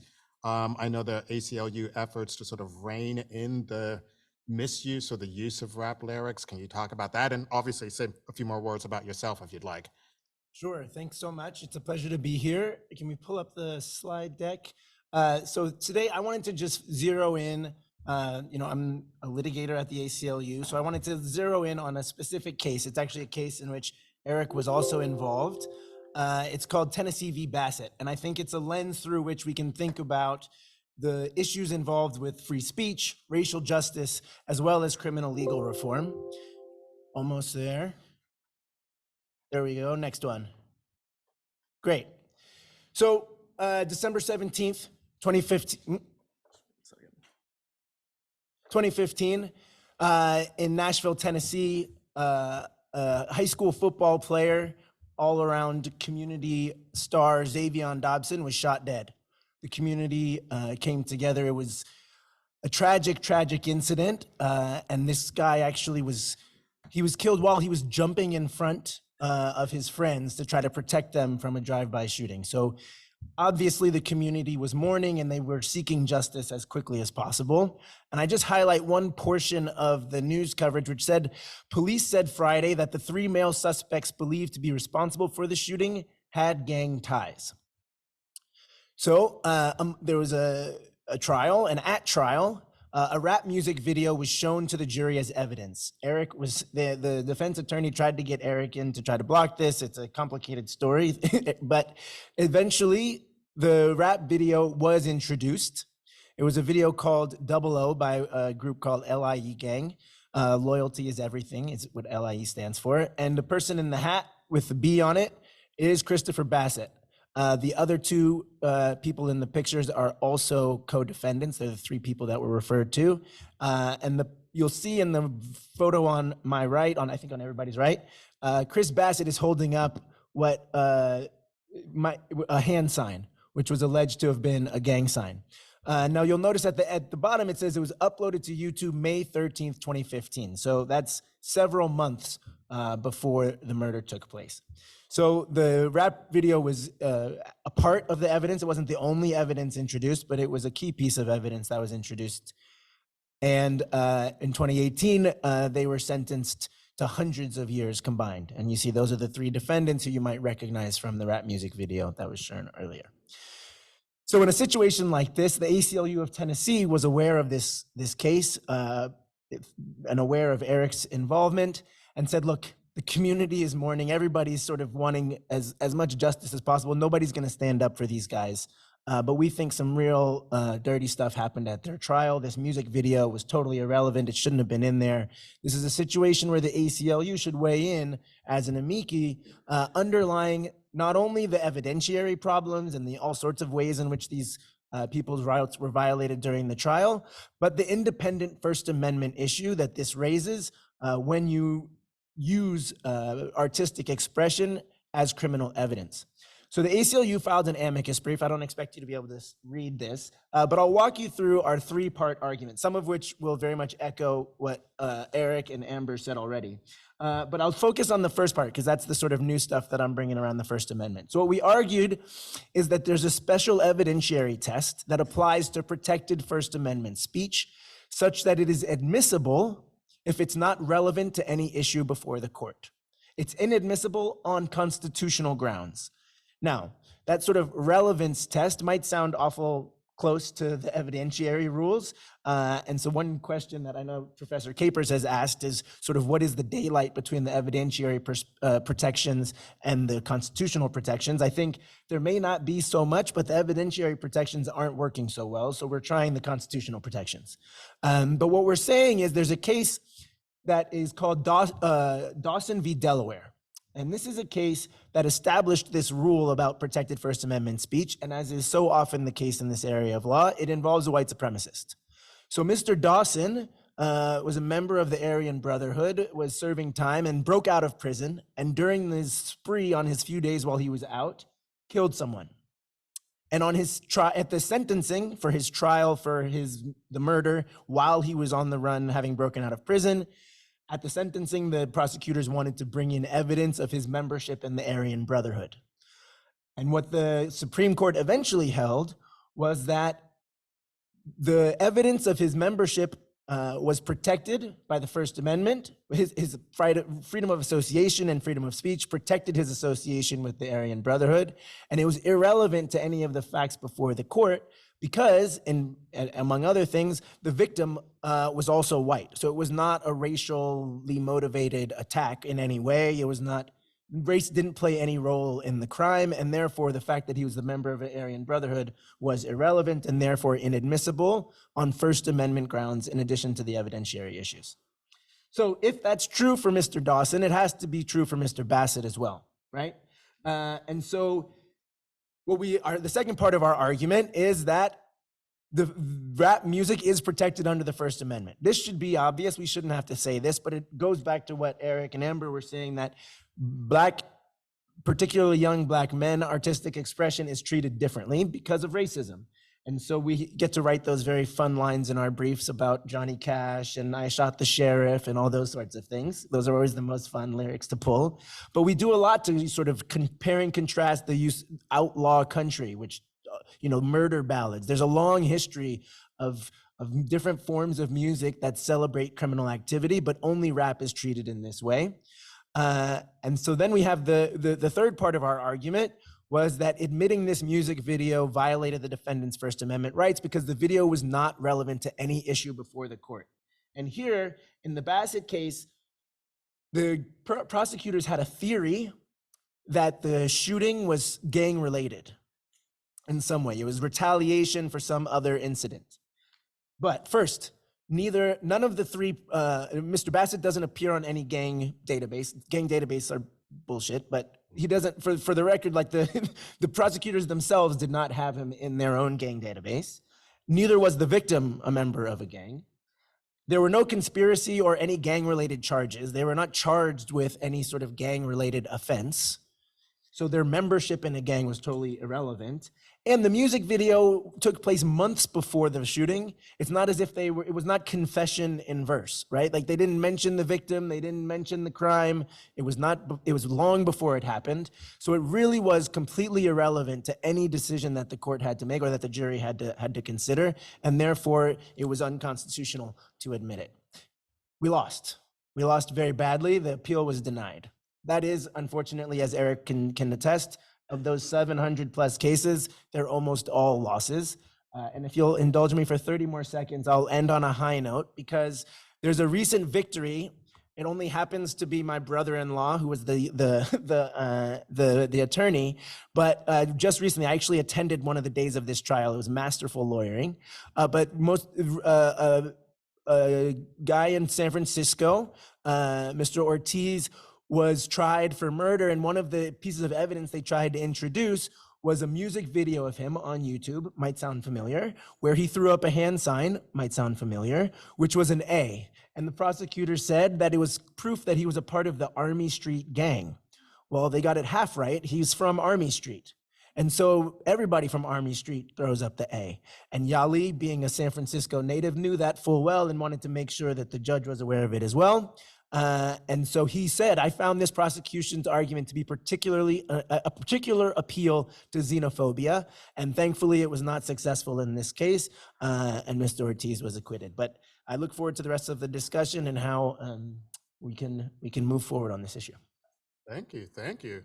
So with that, can we turn to Kenan? I know you're involved or have been involved in efforts to pass legislation in Albany to deal with some of these issues. So say more about yourself, say more about these efforts and where they're headed. Yeah, absolutely. So I came to this issue a little bit without any real background in it. I'm not particularly have a steep background in criminal defense or entertainment law. I had done a little bit of right of publicity stuff in my prior role in the legislature, but that was about it. And when I joined the senator's office in 2021, my predecessor, Burton Phillips, helpfully had a folder labeled Bill Ideas in Progress, and one of them was called Rap on Trial. And so he had it all laid out there for me, and all I had to do was connect with Center for Appellate Litigation, had written a great law review commentary in the New York Law Journal, which is where we got this idea. I linked up with them, we finalized the bill, and they also put us in touch with Eric, who was extremely helpful in helping us tell the narrative of what's actually happening out there, getting the statistics in there, and the arguments that he's already used and what's worked and what hasn't worked. And so that's really how we came to the issue. And my senator, not the biggest rap fan in the world. I don't know if he could name like 10 rap artists off the top of his head, but at the time we represented Times Square. We still represent Madison Square Garden. We represent Lincoln Center. Our district, its economy is dependent on the arts. It is dependent on people being able to express themselves in the way that they feel. And also, my senator comes out of the LGBT community, another community that has been really persecuted in a variety of different ways, and especially for expression. So I think that, you know, the combination of the arts and expression is somewhere that really gets to us. And so he basically allowed us to run with this bill and supports us, and we're very happy for that. But I knew we needed a little bit more firepower. And so I am pretty close with the State Senate Codes Committee chairman, and Codes Committee in the Senate controls all criminal procedure law, penal law, things like that, named Jamal Bailey. And he is the biggest rap fan in the New York State Legislature. Regularly, you've got to look it up. He does, he often quotes from rap songs on the floor, you know, which is one of the great things about the 21st century. Who I doubt Teddy Roosevelt would have ever thought that that was going to happen. So we asked him to come on as the co-prime sponsor, which he did. And so we knew he would be able to move the bill out of committee. So we had a lot of great momentum going in. This was late 2021, early 2022. And we got Catalina Cruz, who's a fierce champion in the assembly. 2022 started off, and so we introduced this bill.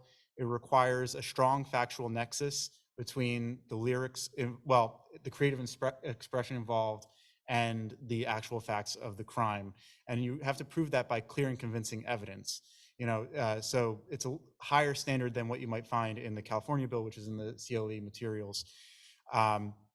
And it also has to have a distinct probative value that is separate than anything else that you can find from other types of evidence. So that's a short summary of what the standards are. We were able to, after we introduced the bill, Eric helped us get in contact with a lot of folks in the music industry. We got a letter out there from Meek Mill and Jay-Z and all these big names. Fat Joe, I think, was on the letter. And all these, and these are like New York icons as well. And we had all this momentum. We were able to get the bill through the Senate in the first year, 2022. We got the bill through committee in the Assembly, and then it died on the Assembly floor, never voted on. So we were very disappointed, but we thought, well, the Assembly, they have a lot more members than us, more than twice as many members. Things take a little bit longer.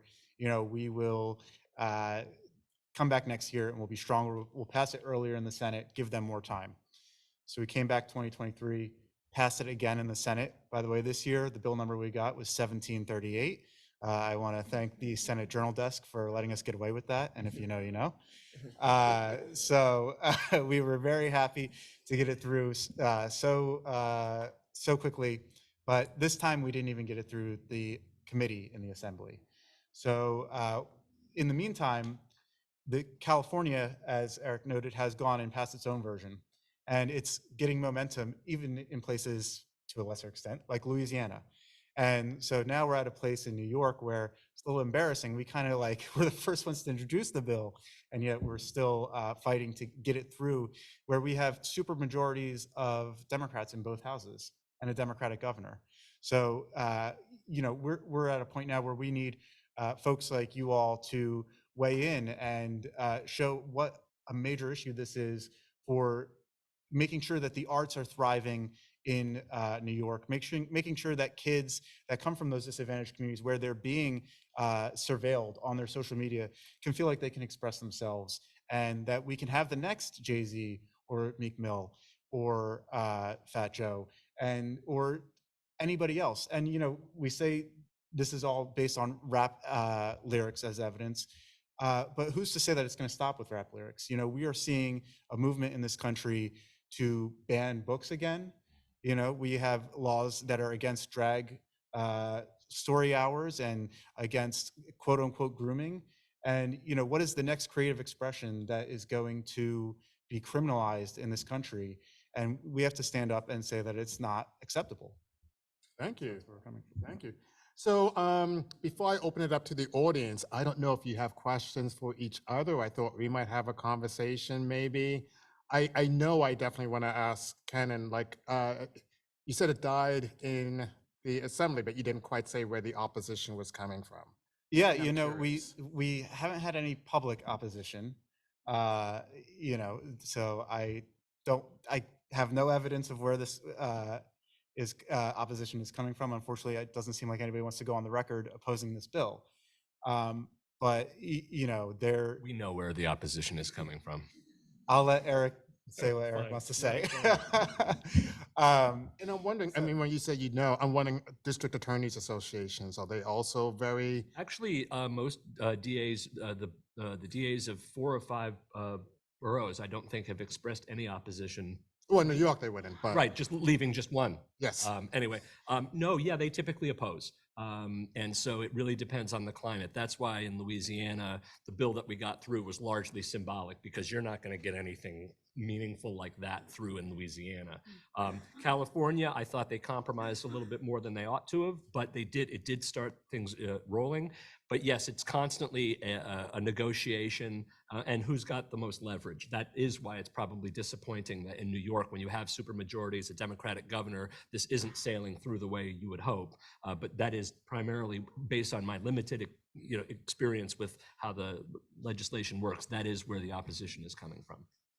If I could just jump in, I think one of the things that we haven't highlighted is how tricky it is. It comes up specifically with regard to the legislation, but even with regard to the First Amendment test, people are often sort of disappointed when I explain that we're not saying that rap music can never be introduced, but we're just insisting that there has to be a relevance to what's, and it's almost never relevant, right? But you can imagine a situation in which someone does confess in verse, right?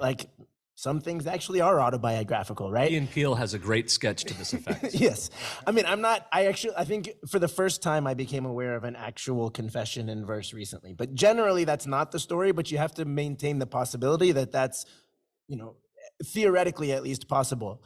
So it's not a categorical rule. How could you even define rap music in a way that you could write a categorical rule, right? So the question then becomes, so in California, you've referred to the fact that they made too many compromises. For basically what the California law says, and maybe this is not the most generous characterization, but it basically says, look twice and be careful. Like when you're admitting rap music lyrics, think about whether you're really just being racist. Which, I think it's a worthwhile reminder, but it doesn't actually change the rules in any particular way. And it's still up to the judge to just be extra careful in this area. And there's an argument that our position, which is that there must be a nexus, is basically that. You just have to look twice to make sure there's no First Amendment violation, but there's no clear bar. And so I think some attempts to have more robust, more muscular legislation that will have more impact bumps up against some of these definitional issues quite quickly. So I think it gets tricky quite fast when we think about solutions. Can I just chime in? Because when you were speaking earlier, Emerson, I kept thinking, so I was a prosecutor, a federal prosecutor, and the scales are so tipped in our favor that when you say, oh, it has to be relevant, tied to something, all I could think is, if I'm prosecuting a gang, I'm going to charge them under RICO. I'm going to say, merely this video is actually proof of the existence of the gang. Therefore, it's probative, and therefore it should come in. And I'm just thinking there are all these loopholes because prosecutors always get what they want to get most of the time. So it just seems like an uphill battle. And I don't know, has there been I love what they've done in California, but has it actually mattered in practice? Do we know? Just quickly on what you said, I do think well, sorry, you can. No.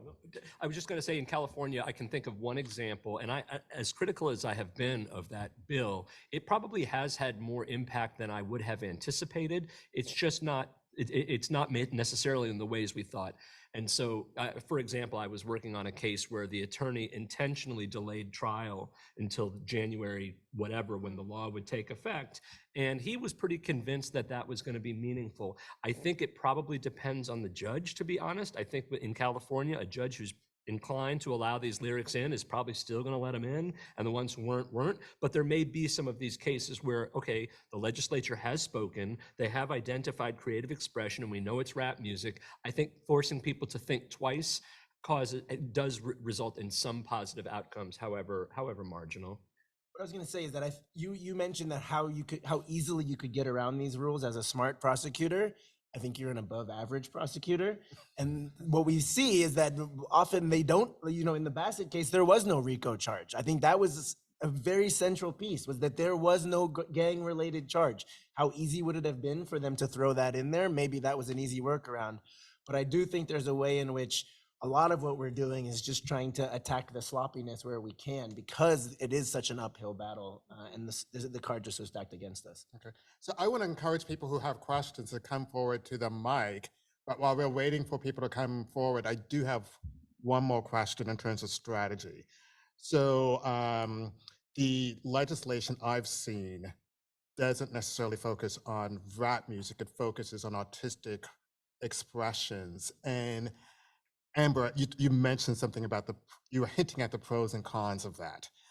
So can you guys talk more about the pros and cons of sort of just doing a generic, artistic expression should get special scrutiny versus the real issue, which is rap music? Sure. I'll do the pros and cons as they appear to me, and then you can give me the strategy, how you weigh the pros and cons. The pro is that you have a broader base. It's clear that this is a creative endeavor. There are analogies to music that people enjoy, artistic forms that people enjoy, and that, as mentioned before, clearly recognized as creative endeavors. The con is that the rallying force behind this legislation is rampant racism within the system, and whether or not that gets lost might have an impact on the impact of legislation. So as you were speaking now, Emerson, about the checks, I think Well, for some judges, that also might be a check, right? We know that there's an intentional sort of criminality that's trying to be depicted through rap, right? And so the warning is we're on guard against that, those types of depictions being made through this particular art form. So to the extent that that force behind it and that particular warning gets lost, that to me would be perhaps one of the downsides of broadening the base of the legislation. Yeah, well, I will say that the reason that we didn't specify rap is that it's hard to legislatively define what exactly is rap. You know, what is hip hop? You know, as any musical genre, it grows and evolves and it blends. You know, you would have said that, you know, maybe 40 years ago, that hip hop is dependent on the two turntables and the microphone, but now it's all made on a computer. You know, so I think a broad, in terms of the legislative drafting, a broad definition of what artistic expression is, it was useful. And also, you know, I think we've seen examples in one of the articles that's in the CLE materials of lyrics that were written in a notebook and were then used. So that, you know, it's poetry at that point. It's not even any sort of musical form. But I think we do try to be careful. You know, I brought up, you know, the future things that might be criminalized, but I think when we're advocating for this bill, we do focus pretty squarely on rap music and the inequities that we see there. So I think we absolutely do not want to lose sight of that fact. And I think we should be honest. I mean, when we're doing that, we are also in many cases intentionally deracializing it in order to build consensus. So in places like Louisiana, that's absolutely necessary. I went down to Baton Rouge to talk to folks, and the lobbyist for the ACLU, an African-American woman, literally told us not to stand next to her because they had framed this as a First Amendment issue, a speech issue, and if they even got a whiff of anybody in any racialized element of it, it was dead. So that's an extreme example, but it's honest that is often why it is drafted this way. And you know, sometimes the other sort of con is that I think we want to make the argument, notwithstanding the examples, the correct examples of, you know, drag, for example, and book banning, but you know, we often will say, hey, look, we know you probably don't like rap. Maybe you probably don't even, in some cases, like the people who make it. But wait till they come for you. Wait till they come for the genre that you like. Wait till they come for the entertainment that you like. It's the slippery slope argument.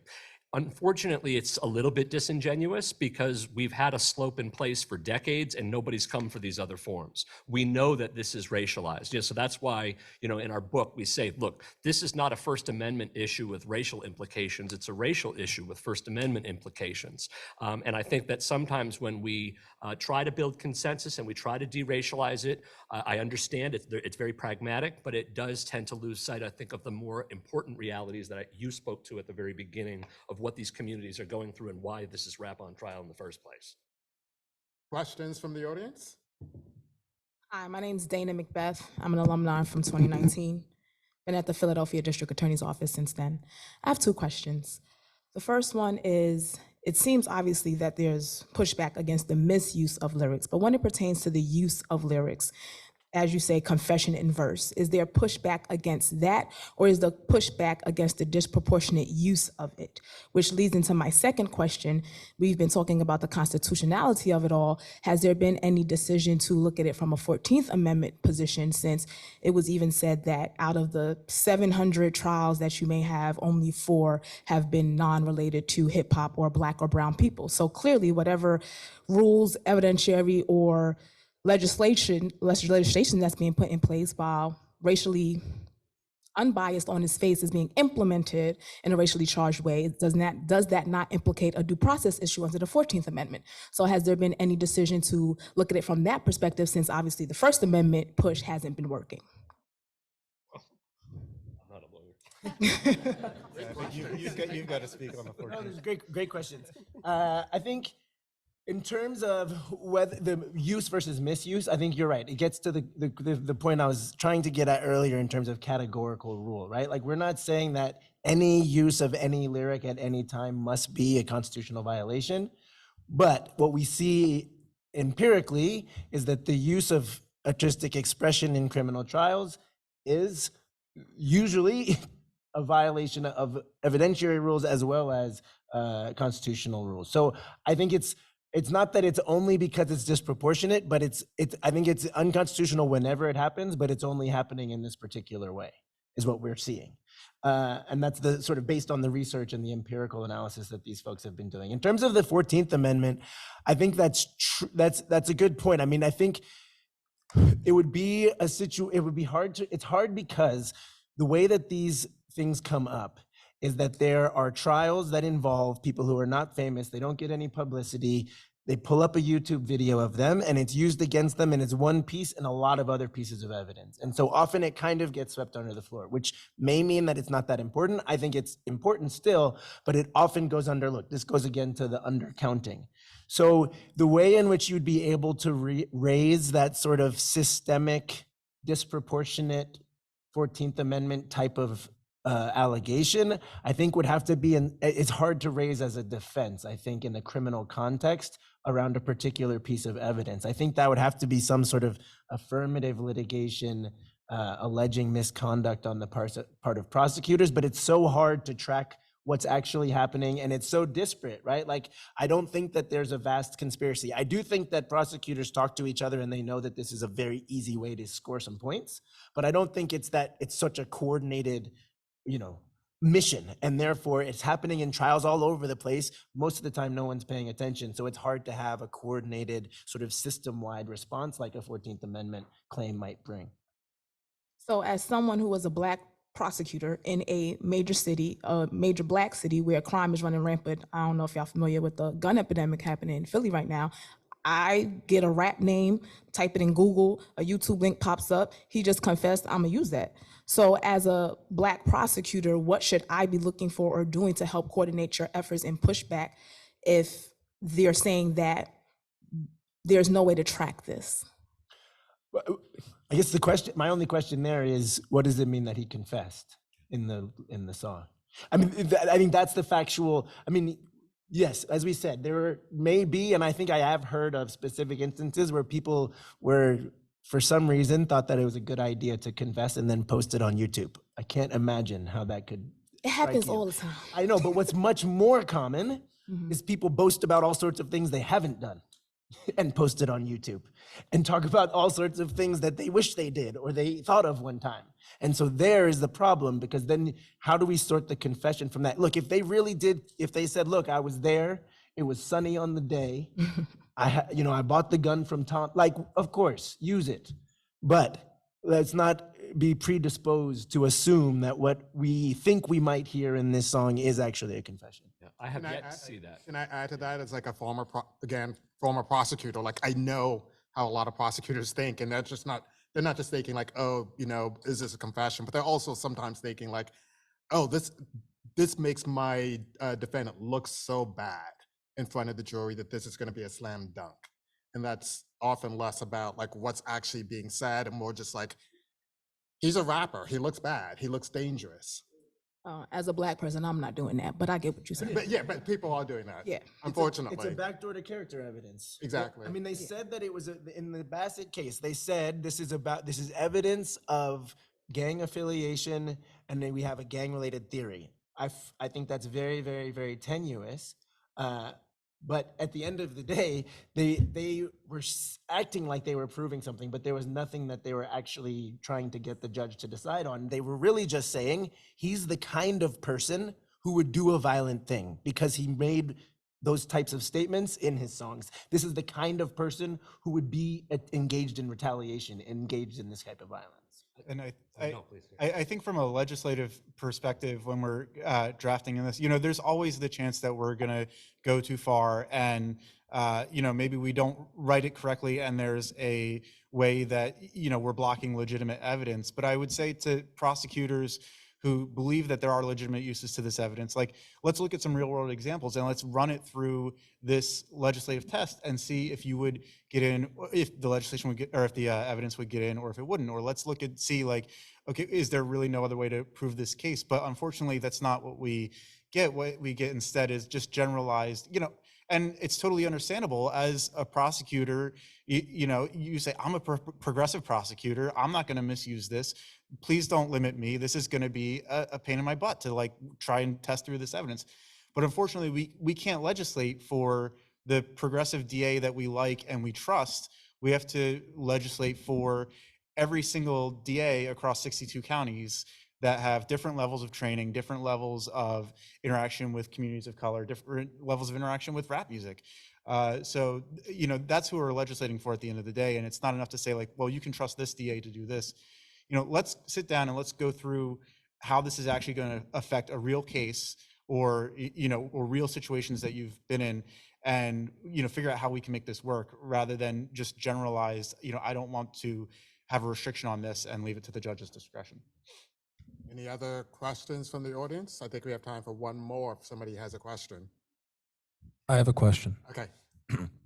So based off this panel discussion and along with the keynote speaker this morning, it seems pretty obvious that for the most part, as was discussed, lyrics shouldn't be admissible as evidence. But just for the sake of hearing the opposing argument, would one of you be able to describe the opposition's position as to why lyrics should be admissible outside of it just making the prosecution easier, or you can frame somebody in a certain way? Like, is there a fairness reason to it that people would claim to?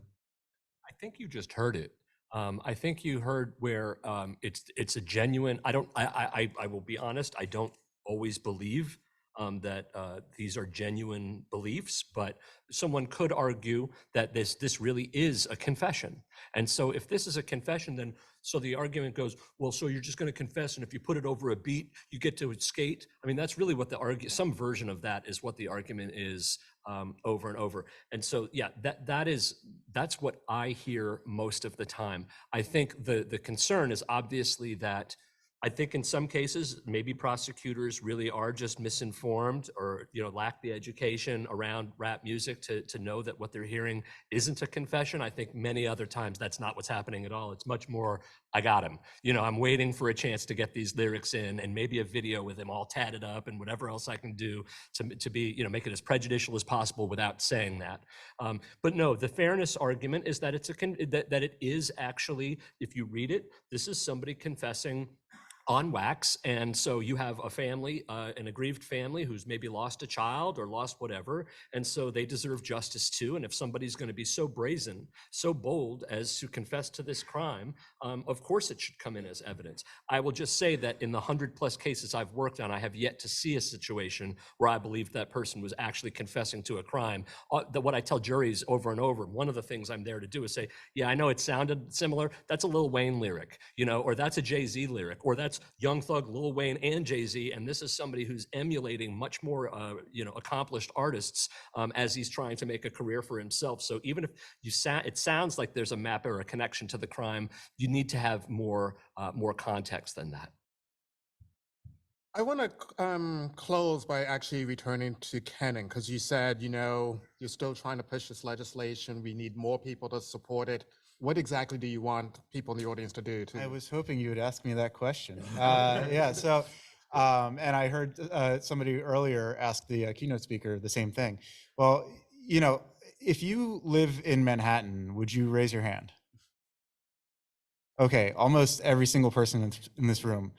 There are 13 assembly members that represent some part of Manhattan. Guess how many are co-sponsors of this bill? Just 2. So, you know, if you care about this issue and you think that rap music shouldn't be used in criminal trials, call your state assembly member and ask them to support this bill. I mean, you would be surprised how easy it is to get in direct contact with your assembly member. You know, it's much easier than getting in contact with your member of Congress. You can also often speak directly to them, or you'll see them at the farmer's market. And you know, it really helps. I mean, a single person that confronts my senator at a farmer's market, I got to hear about it all week, you know, for like, what are we doing on this issue? So, you know, it really works, and I would encourage folks to do that. And on that note, please join me in thanking our great panelists.